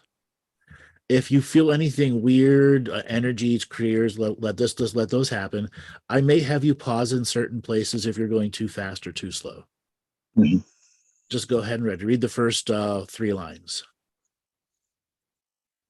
Kui akli, nagu lagu, quick mash, ali ik mag, nolu ulu uli, shaatie, lek bachjusu nenzi, shi tathlik, she goy uvha kid ish gozi that was a silly one. Cozy gazi dagna ziek cc leon el xl quiel kots bos si su log nu mog nu dak nu love faf du twe ilu cx zz we hali mafi tali maxi wek siek golnan jozihi vestest east bagnag lagdag fifi mat ate qui ate we see at yet nax za wax ni na wagna oli of ili wili ashbash jezi jisa.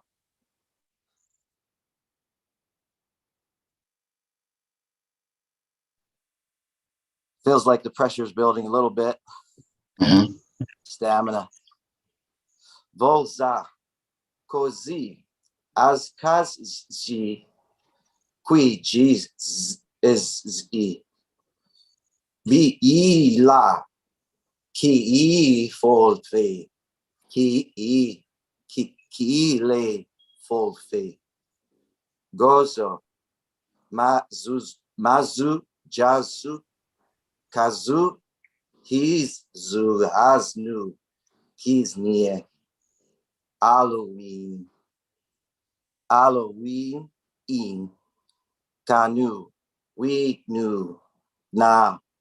Nui. Jazz. Alo. Splash. Splash. Ziqui. Beaks. Six. Qui. Yak. Aknag. Ak. You acknowledged you did a lot of energy motions in here. Now, for the nature of this experience to work, go back up to the top, take a deep breath, and read it as fast as possible without any limitations, as fast as possible, and just let your enunciation be the enunciation.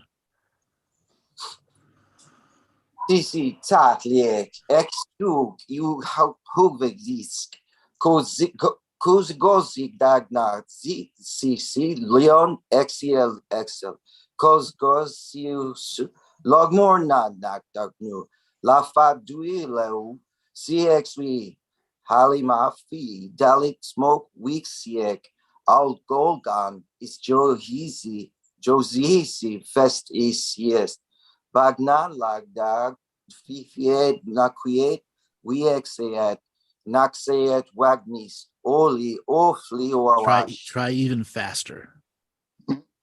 Ashbas jiznazu what's volzi kozika as akazki qui bili kifui jigazu mazukazu se kizan Halloween queen kini way jazzle splash shui biekna.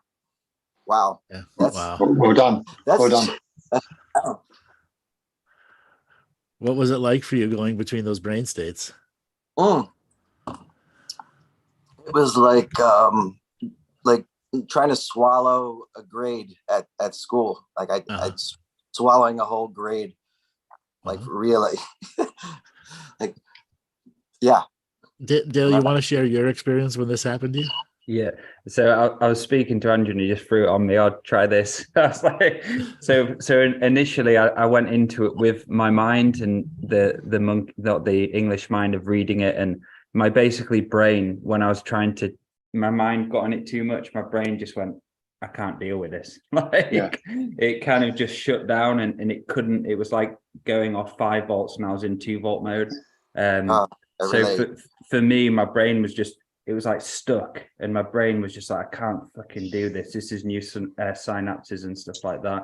But then when I started doing it more and more and actually going down and speaking from my heart awareness, my stomach, my heart, it was easier. But for me, so yeah, it was funny. I was literally laughing because my brain was just giving up at some point. So the interesting thing about light language is this. So if you have external light language and internal light language, and they're very different things.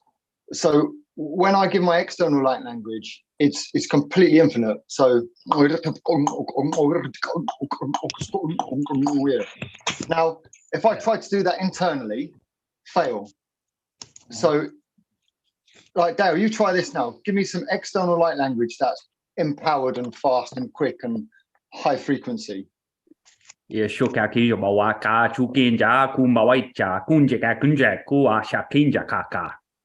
now trying to do that inside in your internal thought. How slow is it?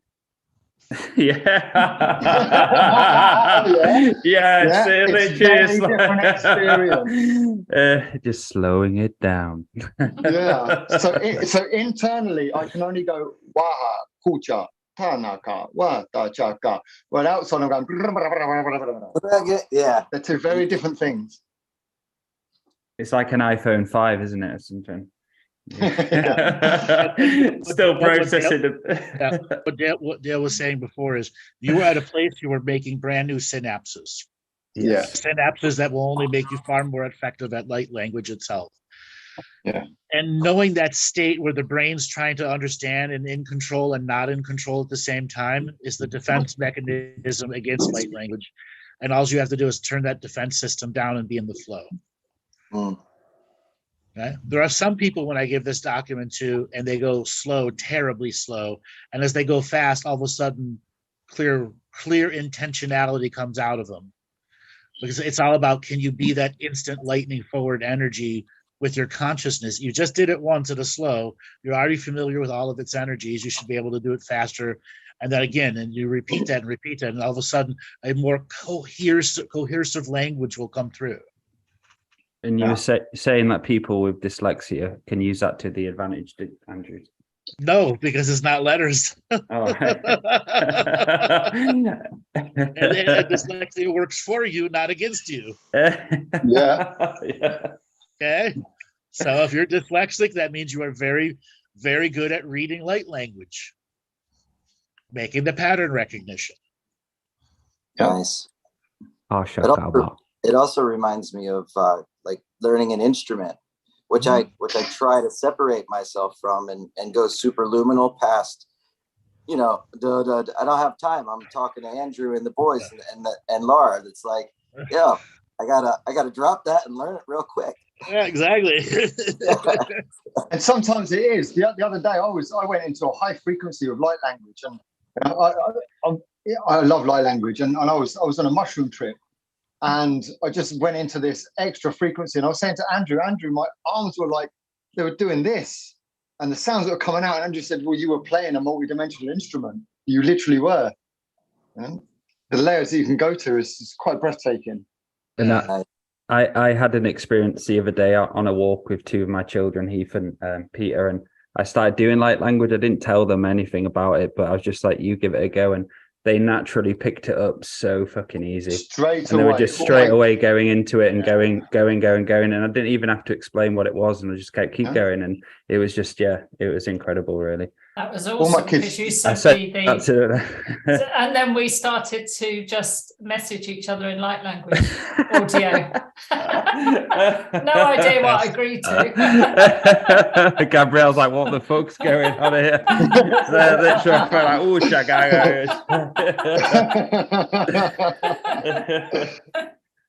All right, brother, we got to move on to the next call. Thanks a lot for calling in. Thanks. Thank you too. Take care, guys. Yeah. Thank you, brother. Thank you. Thank you.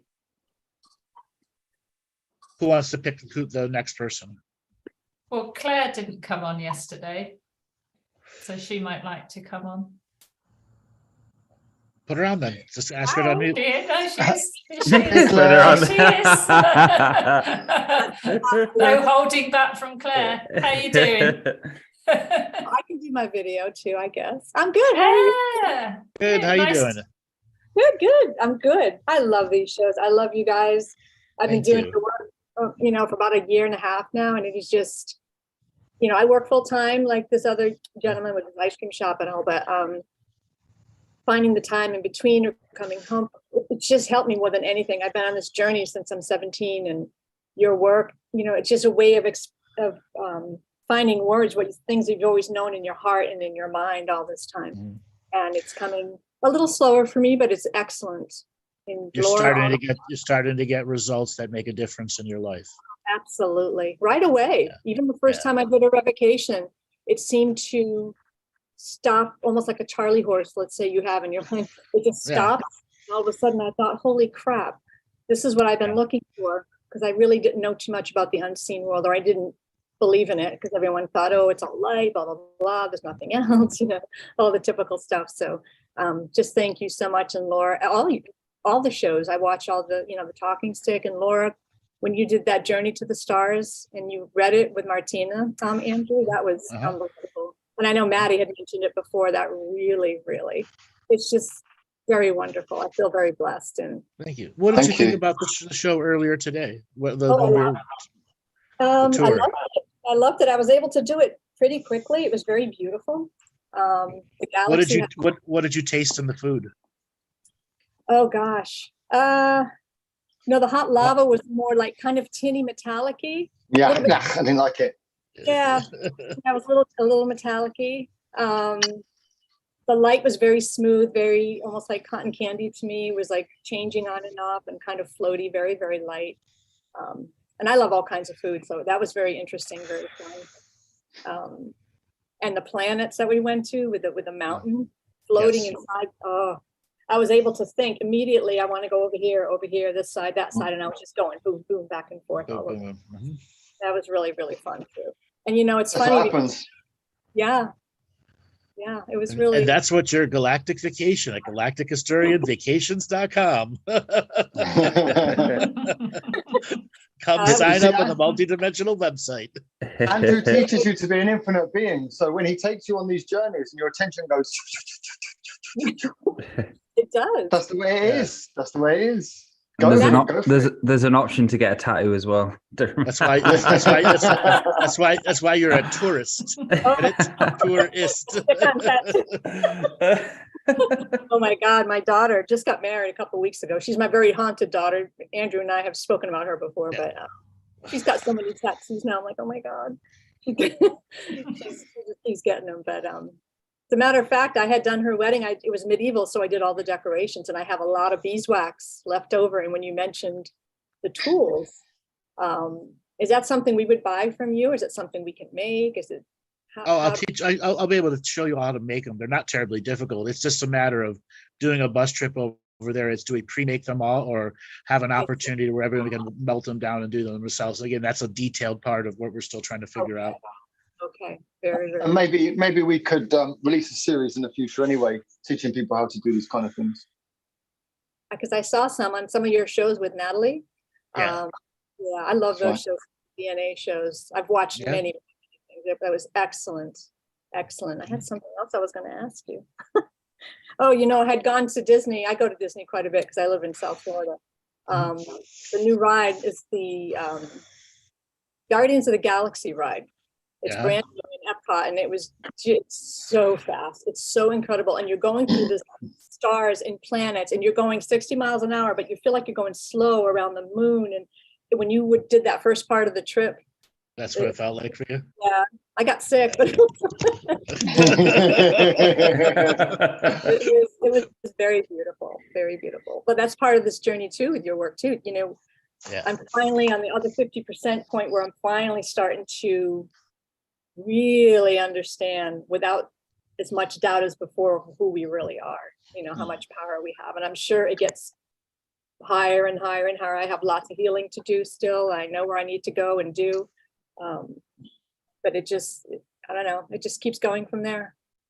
It's juxtaposed, Claire, because the more you expand, the more you realize you're at the beginning of your journey, and you'll reach a new level where you think, gosh, I can't go beyond this level. I've reached the top of all I can do. And then you realize that you're just a newbie, and there's all these other beings looking at you saying, what the fuck are you doing? That's how it is. It literally is. Each time you expand, you're a newbie in a new playground. The new kid on the playground each time.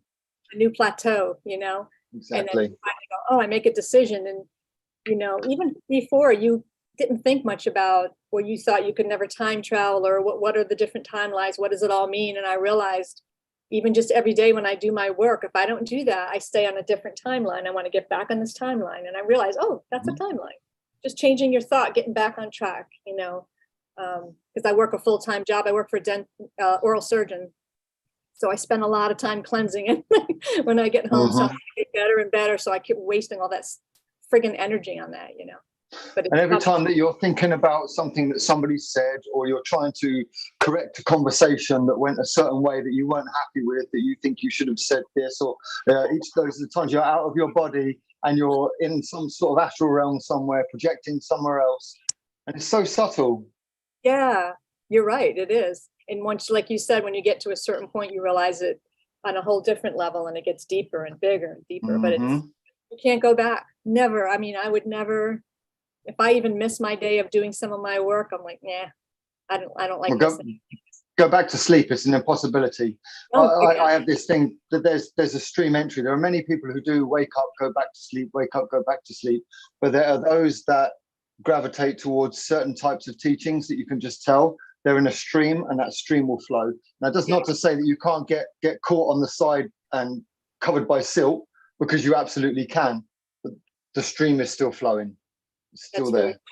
I did so many things through my life and went back and forth, and I mostly wanted to live. My sisters are all light healers and light workers, but it was too strict for me, all the rules of not being able to go out, not party, all these other things, not have too many friends. Oh, the classic grandmother light worker bullshit tales. Yeah, exactly. Yes.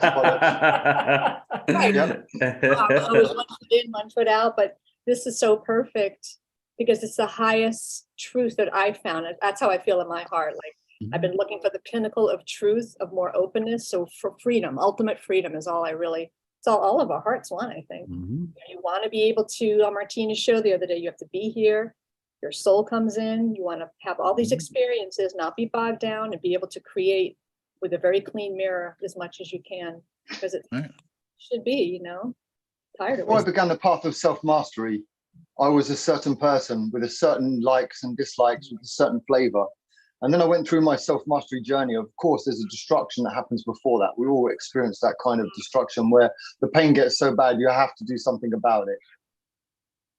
Then I had this vision of what it was I wanted to create. And so I created that vision, and it was inauthentic. Then once I became authentic and I practiced enough, I became almost exactly the same as the person I was before. Yet I'm no longer haunted. I have this moral code that I live by, and I have this truth frequency that emanates from me. But yet I'm still the same person as before. If that makes sense. People would meet me and you wouldn't even know. And I would never try to impress on somebody, this is who I am, this is what I'm capable of. And it's that once you escape from that need for constant validation, internally, externally, left, right, up, down, once you escape from that and you don't give a fuck what anybody thinks about you, then you become truly authentic. And that's when the universe opens up to you. Nice. Yeah, because you spend so much time trying to be different because you're in so much pain, and that's not even the beginning of the answer. You are who you are. Yeah. And the authenticity, I realized it was a show I think Andrew was doing with Kathy a long time ago, and she was speaking to a gentleman who was he felt like nobody liked him and things like that. And that's how I've been in my life a lot, because I'm very different. But it was just the fact that I wasn't authentic. And when she said that, poof, it was like, that was the answer that's been haunting me for so many years. If you're not authentic, people aren't going to see you in a certain light. But if you're authentic and they don't like you, it's not your problem. Who gives a shit? It doesn't mean that you have to make sure that they know that you don't get on.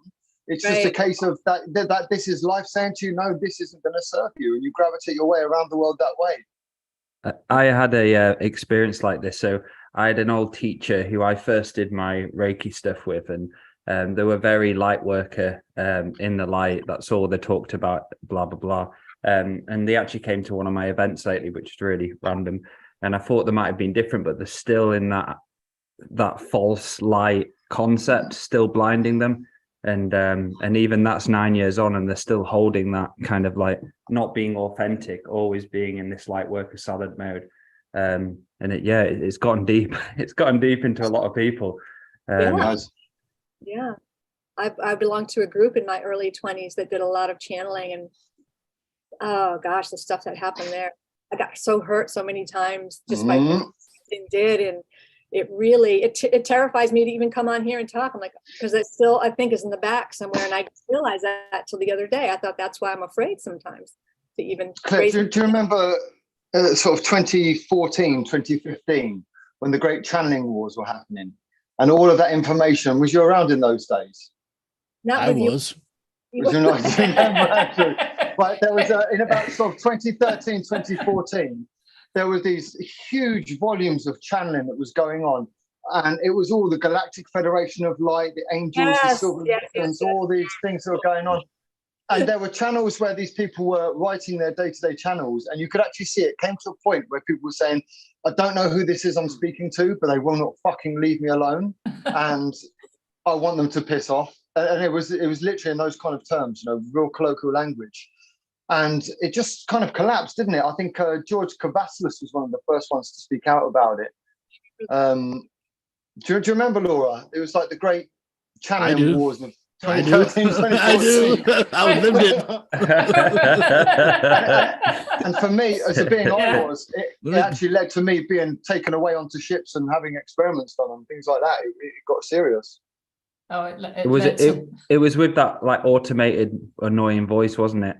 It was like a computer Yeah. voice, like Archangel Michael, and like Yeah. really Yes. robot. Like Yeah. the angels The come in, blessed we have crystalline grids ascended. of the Yeah, the blessed crystalline grids of the earth are now aligning with the central galactic central suns, and the angelic communities are coming down to bring in this. It's just constant. Light salad. Light worker salad. And you wonder why I come up with those terms. Gosh. So it's just spouting off a bunch of bullshit. So what does the Yes, it crystalline was. structures have to do with Uranus coming out of Neptune? Yeah. Or how you get up and go to work in the morning and come back. Exactly. Yeah. I just enjoy this very much. Or they're doing it all for you. You don't have to do nothing. Exactly. Yeah. That was the big Yes. one. Yes. I used to wake up every morning, look out, the kid's here. Oh, fuck. So I made a revocation a long time ago to all those who are doing it for me and not asking me. Fuck off. Yeah. Throughout all time and space. Stop stealing my experience, asshole. It's a different, I want to do it myself because I feel it. The Yeah. little jumps that I have, I still get lost, I still get whatever, but it's not permanent, it's a little Mhm. temporary. And It is it. the journey. You're not Yeah. all of a sudden a flat earther with purple hair. No. Yeah. Flat earth, and a fruitarian as well, A fruitarian flat earther, exactly. Yeah. which ends up in hospital. I remember being so disappointed when I was told all I had to do was sit on the settee and watch the person next to me who would go crystalline and spin up and ascend, and then it would be my turn, and this would happen very soon. This was all being channeled. And like Andrew said, I was just so disappointed. I thought I came for the experience. I actually want to experience this. I want to do the work. I don't want to do it that way. Yeah, but how many of them spun up and actually went up? Nobody. None of them. So what did you miss? Not a What did you single miss? fucking So perhaps I believed it then. So the old what's his name, Drumvalo and his Oh, macabres. I The feel amount it. of money people spent on that. Actually, I got one of his little books about going into the heart, and that taught me the visualization of dropping into my heart. That was okay. But yeah, Melchizedek, I think, right? Is his name something like Oh, that? cheesy Deke. Cheesy Deke. Yeah, cheesy dick. And then there was Cobra. Does anyone remember Oh, Cobra? Oh, the we limp don't snake. mention that name. Yeah. The Don't limp mention that name. snake No. that decided to sell everyone physical gold and silver, less by Pleiadian tachyons. Yeah, yeah. And there's that Cluster bonds. Corey Goad time, wasn't there, where there was Oh, always that yes. something new has come in. There's this new secret information coming out. So Oh, that was Corey's because a good man. he was with David Wilcox. Wilcox. Yeah, that's who I mean. Yeah. Corey Who's was a good man. still Corey's a promoting good man. Trump's in office, even though he went full on biblical Jesus again to get out of the Yeah. shit place that he put himself in by supporting the Q group. Oh, he did. Oh yeah, hardcore. It's funny because a friend of mine introduced me to Gaia TV back in 2017, and I watched his whole line of wisdom teachings. Those are great. They were, Yeah. that's when I realized, I was like, oh my God, I never heard of the Babylonian money system. It all made so much sense to me. It Mhm. was a good series. So Yeah. it really, Great teacher, shitty disclosure guy. One of the first things he did. What was the source one, Andrew? Source something. Source teachings. That was an incredible book. Yeah. Mhm. And the references Source, yeah. in there, the actual homework he's done on there, where he's looked to some of the Russian teachings and the way he's Yeah, referenced it and translated it. Absolutely mint. Yes. Brilliant there. Just failed miserably on the other side, but I still give him his Yeah. brilliance. Okay. he seems to have a good heart.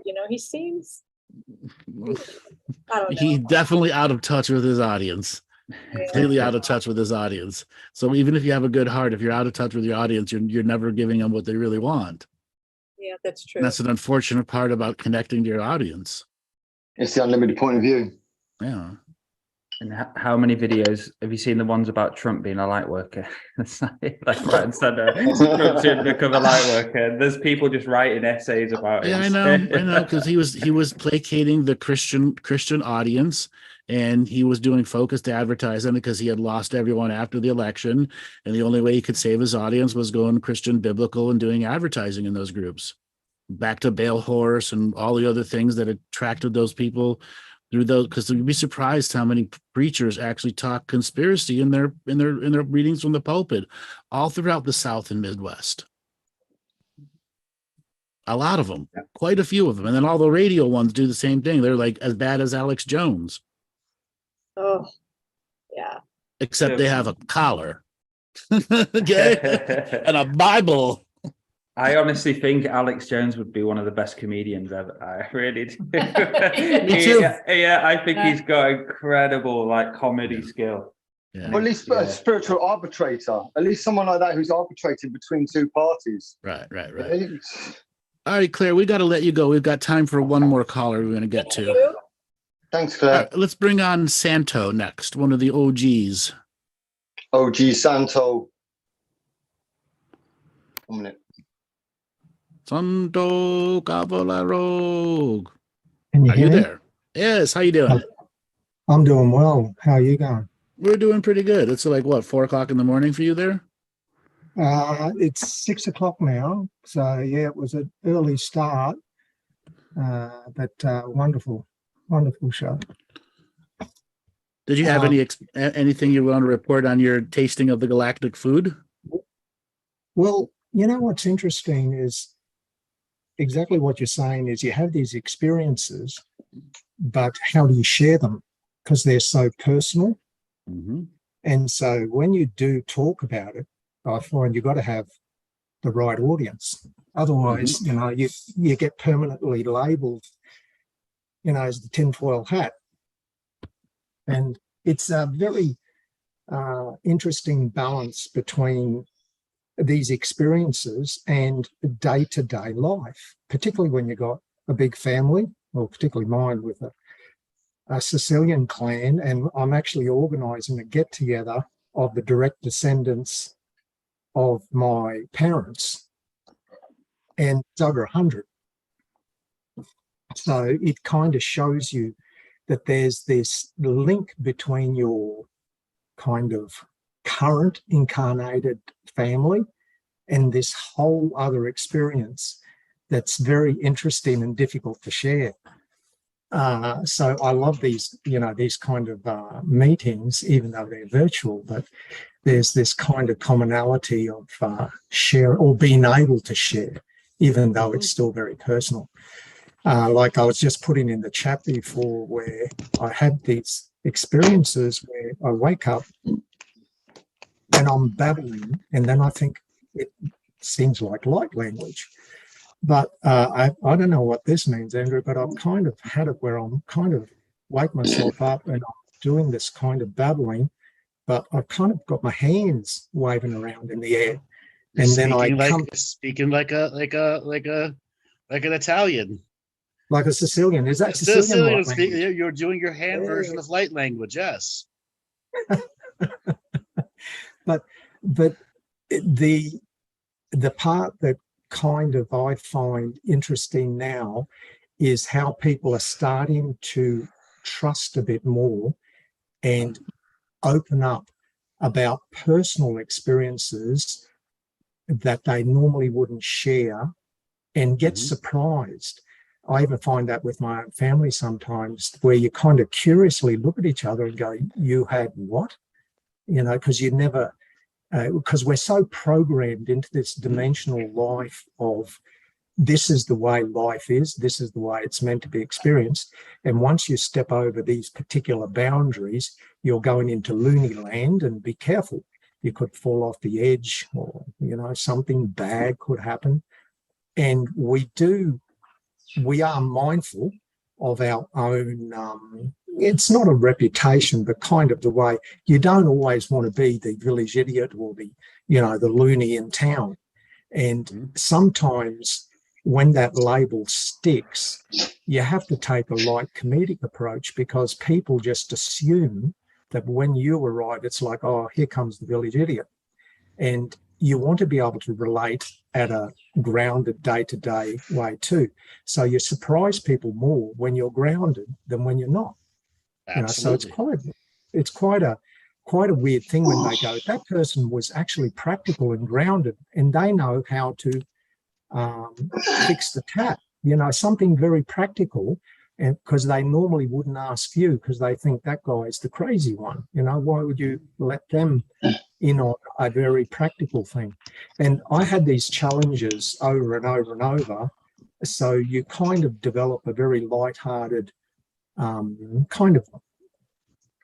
you use humor a lot, and that kind of dissipates, as you say, humor being the greatest dissipator of dense energy. And so you dissipate it out, but at some point you want to share it. And that's what I like about this group. It's real, and you're kind of sharing these experiences without feeling vulnerable. And even though we don't know each other physically, there's this kind of connection. And you think, wouldn't it be a bond? bond. We all share. Absolutely. Yeah. And it'd be great to be able to have those physical. If Scotland was a bit closer to Oz, I'd be like, yep, I'm on the bus. It reminds me of Santo, we have every intention of not just doing one tour, but doing multiple tours. And we're going to cover all areas of the earth. Don't worry. Sounds like the haunted house going on with Andrew. He did Savil's house. Andrew for a cigarette, I think.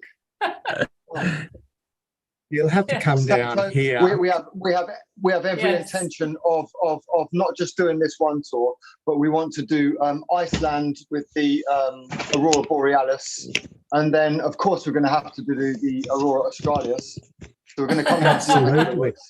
Yes. Can't wait for that. We have every intention of doing that. We're in a beautiful part of Australia here. It's the Mount Warning. It's a big volcanic cauldron, and you just feel the energy. And we're right on the edge of a cliff where we live here, and it's rainforest. You're in the, a national Springbrook rainforest, but it's quite powerful, the energy. And it's interesting, just a month ago, we get this knock on the door, and those people from that, what's it called? I'm a Celebrity, get me out of here kind of thing. There's this reality show. Yeah, they want to do a show on our property. And I'm kind of like, I don't know about this energy. Definitely. Yeah, but how much are you going to pay me? Yeah, absolutely. How much are you going to pay me? Well, it's interesting because they've been a few times and they've taken drone shots and because they want to build this big thing off the cliff to do, all these sort of exciting things. And, but I'm kind of just asking questions of how's this happened? How many people? One person first said, there'll be about 60. And then the next group that comes goes, there'll be about 100 of us. And I'm thinking that's a lot of energy. So that's what it actually takes to film those things. Okay, they're talking about a film. They're probably talking about a $200,000 to $400,000 budget on that. Yeah. But why not? I'd say yes, do it. Just as long as it's clear in the contract, you're completely indemnified. You're good to go. Yeah. Well, absolutely. They're coming back with the director and producer in a couple of weeks, so it'll be interesting to see where that goes. But it always comes back to the energy, and I just love the energy of this group, and I love the energy of that natural, living resonance of the land, and the contrast is unbelievable. Like my kids will ring up, can you babysit today? And you go into what I call the soup, city soup. And it's kind of like, and you can't explain it to them. It's kind of like, it's not that you're saying, I can't wait to get out of here, but you're kind of like, it feels so good when I get home. Yes. It does, but while you're in the soup, you can be the garlic. The shrimp or the shrimp. Or the shrimp or the chili powder. The thing is, while you're in the soup, you can be whatever it is that you need to be to make the soup interesting. Yeah, it's kind of that concept of contrast is unbelievable. And it's like we're just very close to the Gold Coast where there's the beach, and there's almost a 10-degree difference in temperature because we're about 800 meters above sea level, but it only takes us 40 minutes to get to the Gold Coast, and you have this incredible contrast in one day. Like we'll go down there and then we go 2 hours later, it's like, oh, we can't wait to get back to the cool mountains. Completely different reality. Yeah, but that contrast, I think, is what keeps us moving, or something about, and we become stagnant so easily. And I noticed that a lot in the city. They feel as though they're dynamic, but there's this stagnant energy of sameness, of synthetic sameness. Here's another way to putting it. In the city, they're moving in molasses, but out where you live, you're moving at normal speed. The city is actually slows everything down to an organizable karmic resolution energy. And it's designed on purpose to slow things down. And you feel it the more time, and it's so difficult to explain it because it's an experience. And it's like with my kids, I say, wouldn't you like to move out of the city? But it's in their head, and they fight the notion because they know that, like just yesterday, we were with the grandkids and that on the beach. It was a wonderful day. But they gravitate back into the normality of the safe. It's kind of like this weird cotton wool that they feel. The hamster loves the wheel, Santo.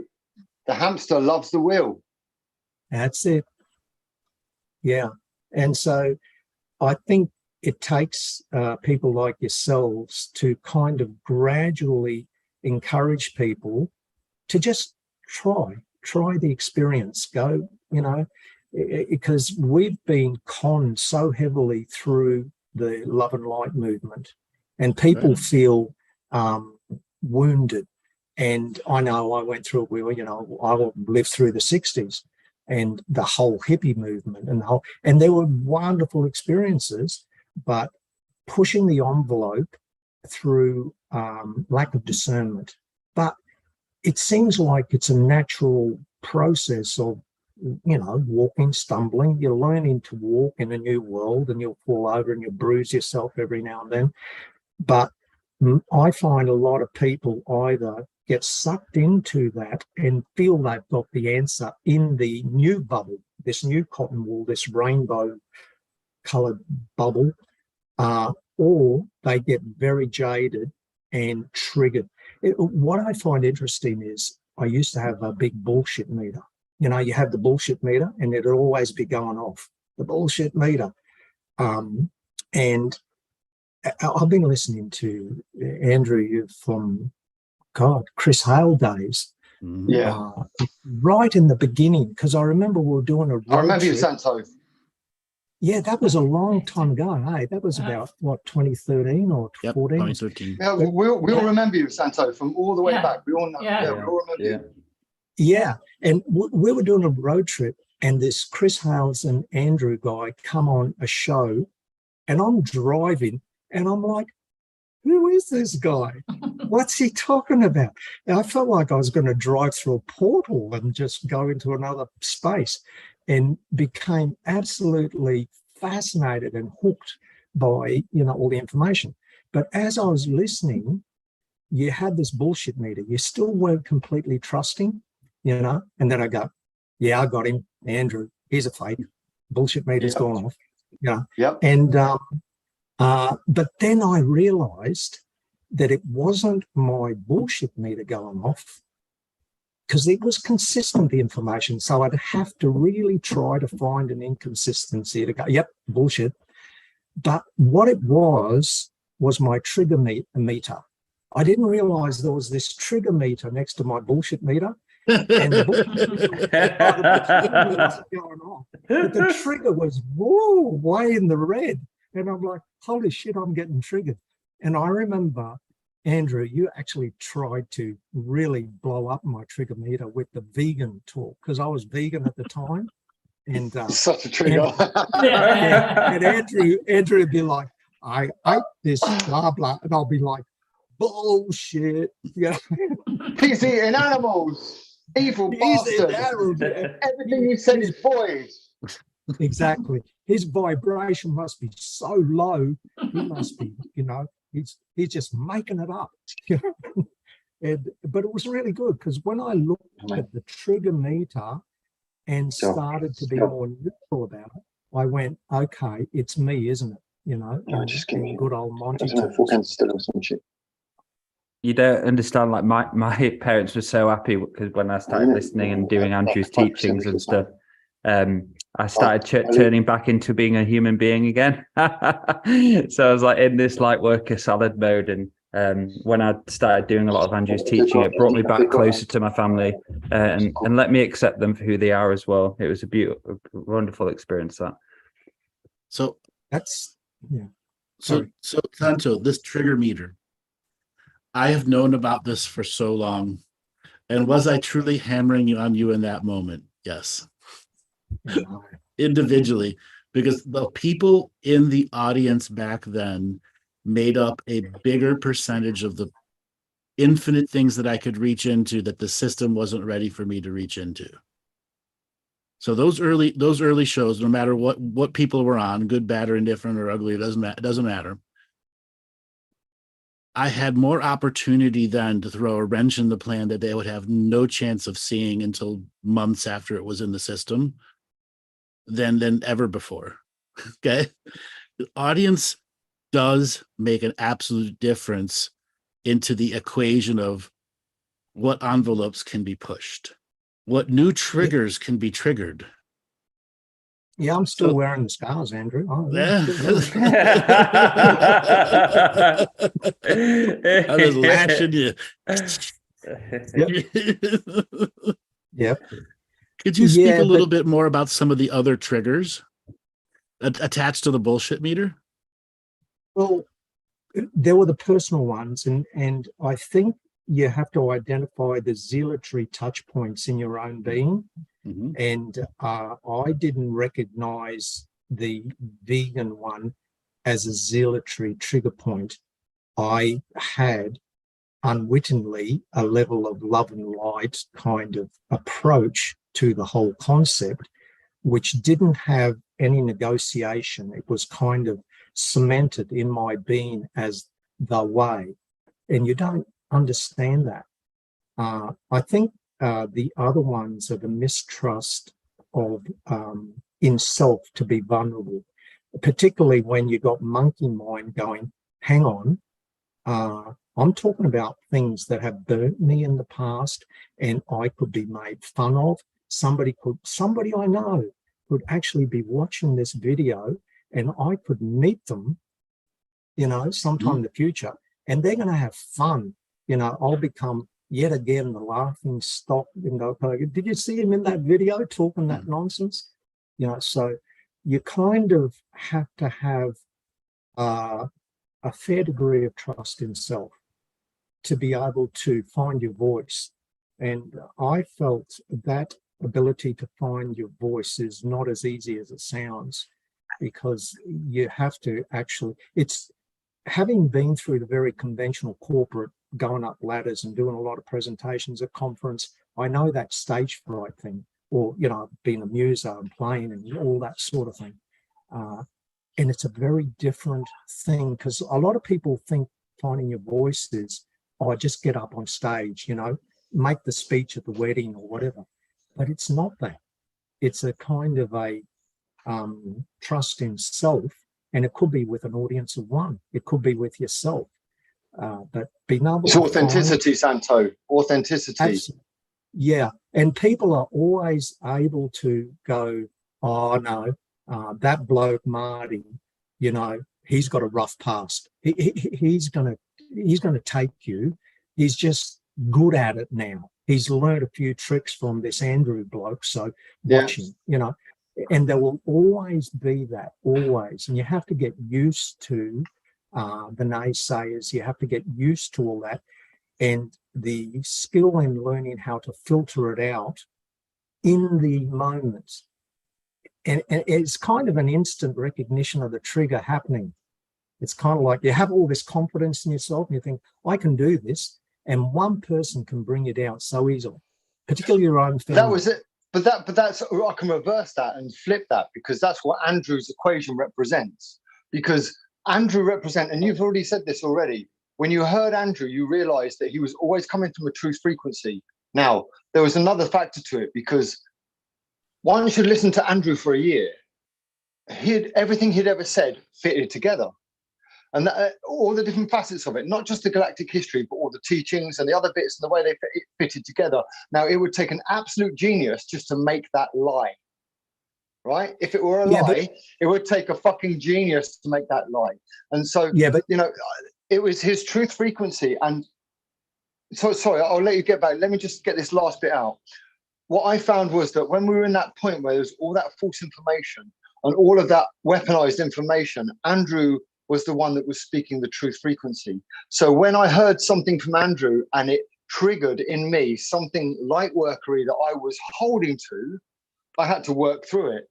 And over the years and the different progressions that I went through, eventually he validated himself through my own practice.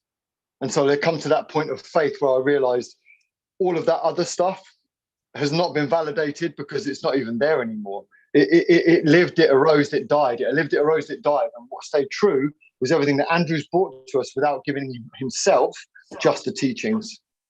Yeah, you're absolutely right. But it's a friggin' paradox. It can become an echo chamber, you know, where once you wake up, you think everyone else is able to wake up. It's like I came from, you know, that corporate world and academic kind of world. And so I've got a lot of friends who are academics.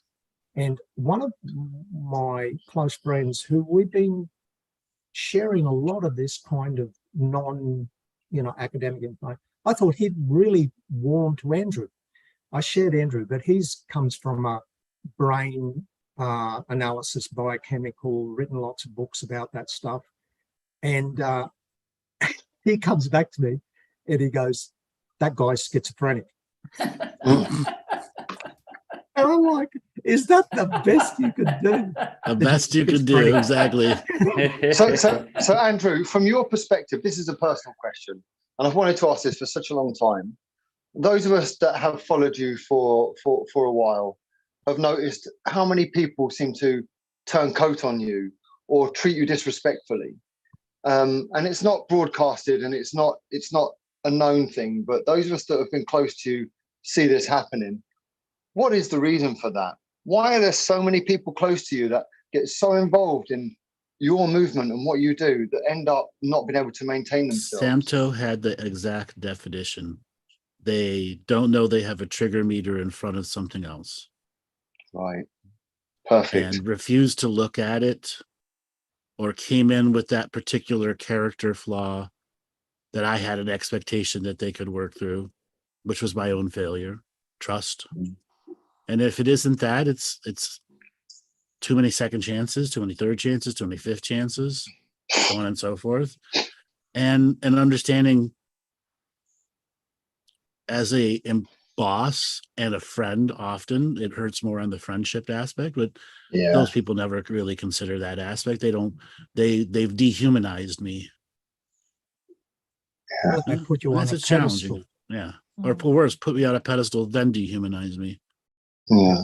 You know, Andrew, one thing I found interesting was the whole book, because when I got that book, it really was I felt a concise summary and something that I could share, and that, you know, with people that maybe were able to assimilate this.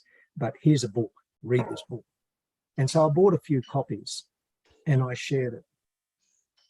Not one of them really read it. And I'm like, this is not something that can be just, oh, here's a book for your birthday or whatever. It doesn't work that way. And it does for some individuals. Books will find them on their own. Books can't be forced onto a person. The book already has a spiritual contract behind it, even before it was a book.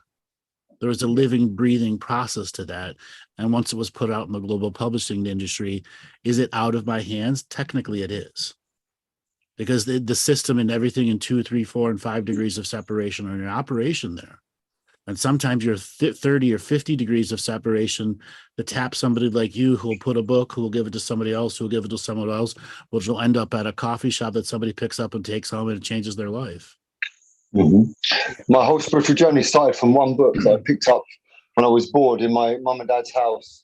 And I eventually ended up in a monastery with a student of the teacher who wrote the book, learning about the mysteries. It was bizarre, all from one book. Just I'm going to read a book, this one. And all of this started from that moment. You know, the other thing about the book itself, it was a big business decision to be able to complete, do everything, because, you know, having now to have a book, it's just a missing in marketing. Will there be more books? Yes, there will be. But that book described one aspect. The next books will describe consciousness and its higher aspects, and then how to see it now, here, today. How Gaia consciousness is here, simply waiting for you to tap into the ancient, real, now energy. Stuff I've been talking about since the very beginning, terminology that would make people go into full-on brain freeze. Ancient, future, now. How does that work? Why be quantify? You cannot quantify it. As long as you're quantifying, you're failing at it. Okay, and then teaching the laws of expectation. Okay, who remembers all those other those little quibble teachings that got everyone? Don't step on another person's journey. Why? Oh, constantly. How big is that really as a teaching? The first thing you told me.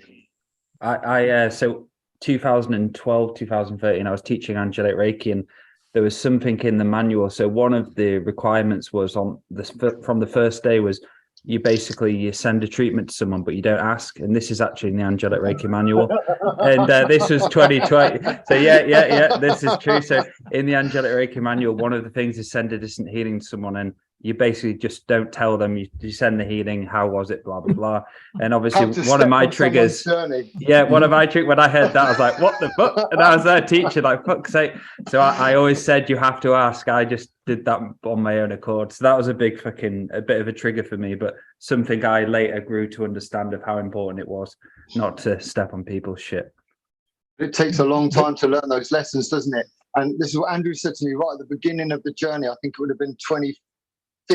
I've been into Andrew a few years before I first got to talk to him.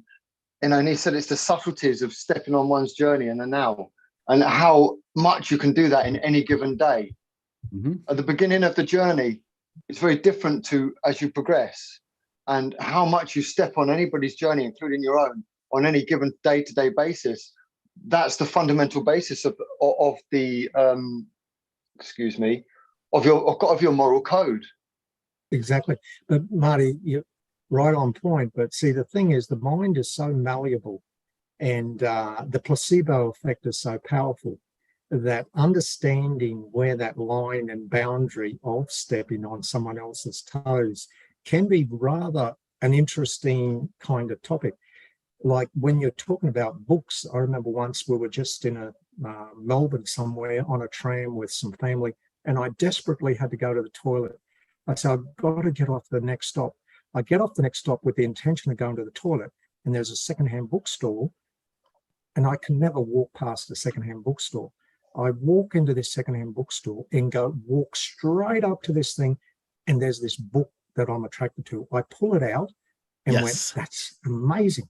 I pull this book out, but I over-interpreted the signs and meanings what this book was telling me. I forget who the author was, but it was all about the change on the earth, and there was going to be this tidal wave and water. What was his name? Gordon Michael Scallion. That's it. Yes. Gordon Michael Scallion. This book, yeah, and all this water. And without realizing it, it affected both me and Jackie, my partner, to move away from the coast. And we to where you are today. No. We moved to inland. We got the message, but we over-interpreted it. We went away from the coast, not where we belonged. And it took us 9 years to finally go, we don't belong here. We need to be near the coast. But that simple algorithm are going, you can be near the coast, even if you don't quite understand what this message is, but you can go higher up. Mhm. You know, you can be in the And still be mountains. by the coast. Exactly. Exactly. But it took us 9 years to figure that out, right? Yeah, but, So- but that was the journey, right? That was the journey. Those 9 years were the journey. Well, To understanding. We always rationalize it as the journey. But if somebody said, you know what, that journey could have taken you 1 month. Yep. You go, duh, right? How many times do we do that? Where we go, I get it. And somebody's been going, I've been giving you that hint for a long time. Santo, I've been making the same mistakes for 30 years, bro. All right, all right, guys. With that said, these new shows are meant to challenge everybody. Thanks a lot, Santo, for coming on. Are meant to Thanks, challenge Santo. people and share the communities. We are community building. We want to remind everyone to go to twofeathers.locals.com and just sign up for the page there. We'll have ongoing information, show dates and times there, and then some of the special broadcasts that will come out on that also. All right, ladies and gentlemen, boys and girls, children of all ages, our second night has come to an end. Muhahaha. We will be back tomorrow And we want you for all dressed another up. show. Dressed up, and it's spooky tales, including possibly Andrew. I think we said cryptic, strange stories, and then open the Zoom room. And things that go bump in the night. Yeah, we have to go dark. We want to see I think people in Dale their wanted. Halloween I think Dale costumes. wanted to do serial killers and murderers. Yes. The mind of a murderer and serial killer and Jeffrey and everyone. That'd be sick. No, Jeffrey, he's been overdone. He's been overplayed. Yeah. But we've not heard from Andrew's perspective of that yet. That would be interesting. Oh God, I have no idea what's coming. And worms. You think the lava was tasting funny? Wait till you look at that. Yes. Oh yeah, it's pretty cringy. So same time, 6 p.m. GMT, 2 p.m. EDT. Yes. And no matter how prepared we all are for daylight savings time, everyone else will still fail at it. I almost missed this time. Yes, you did. I was messaging like, so you in an hour? Yeah, no, 10 minutes, 20. Yeah. And we had the daylight savings talk the day before. Yeah, we Okay. did. Yeah, but you're in no time, right, Dale? You're in That's no it. time. Yeah. Yes, he has an excuse. He's got his no time certificate. And I've got 6 children as well. That's another excuse. That's why you have a no time certificate. Hey. All right, everyone, please hit the like and subscribe button on YouTube. Make a comment. Like and make a comment on Facebook. Also, please come and sign up for the newsletter at andrewbartzis.com also, so you can get all the exciting newsletters for all the new shows that we'll be doing here with Two Feathers Medicine. And, all right. and sign up for locals. It's free. Yes, locals, it's free. All right, Senor Dale, Lord of the Zoom Room, take us away. Thank you.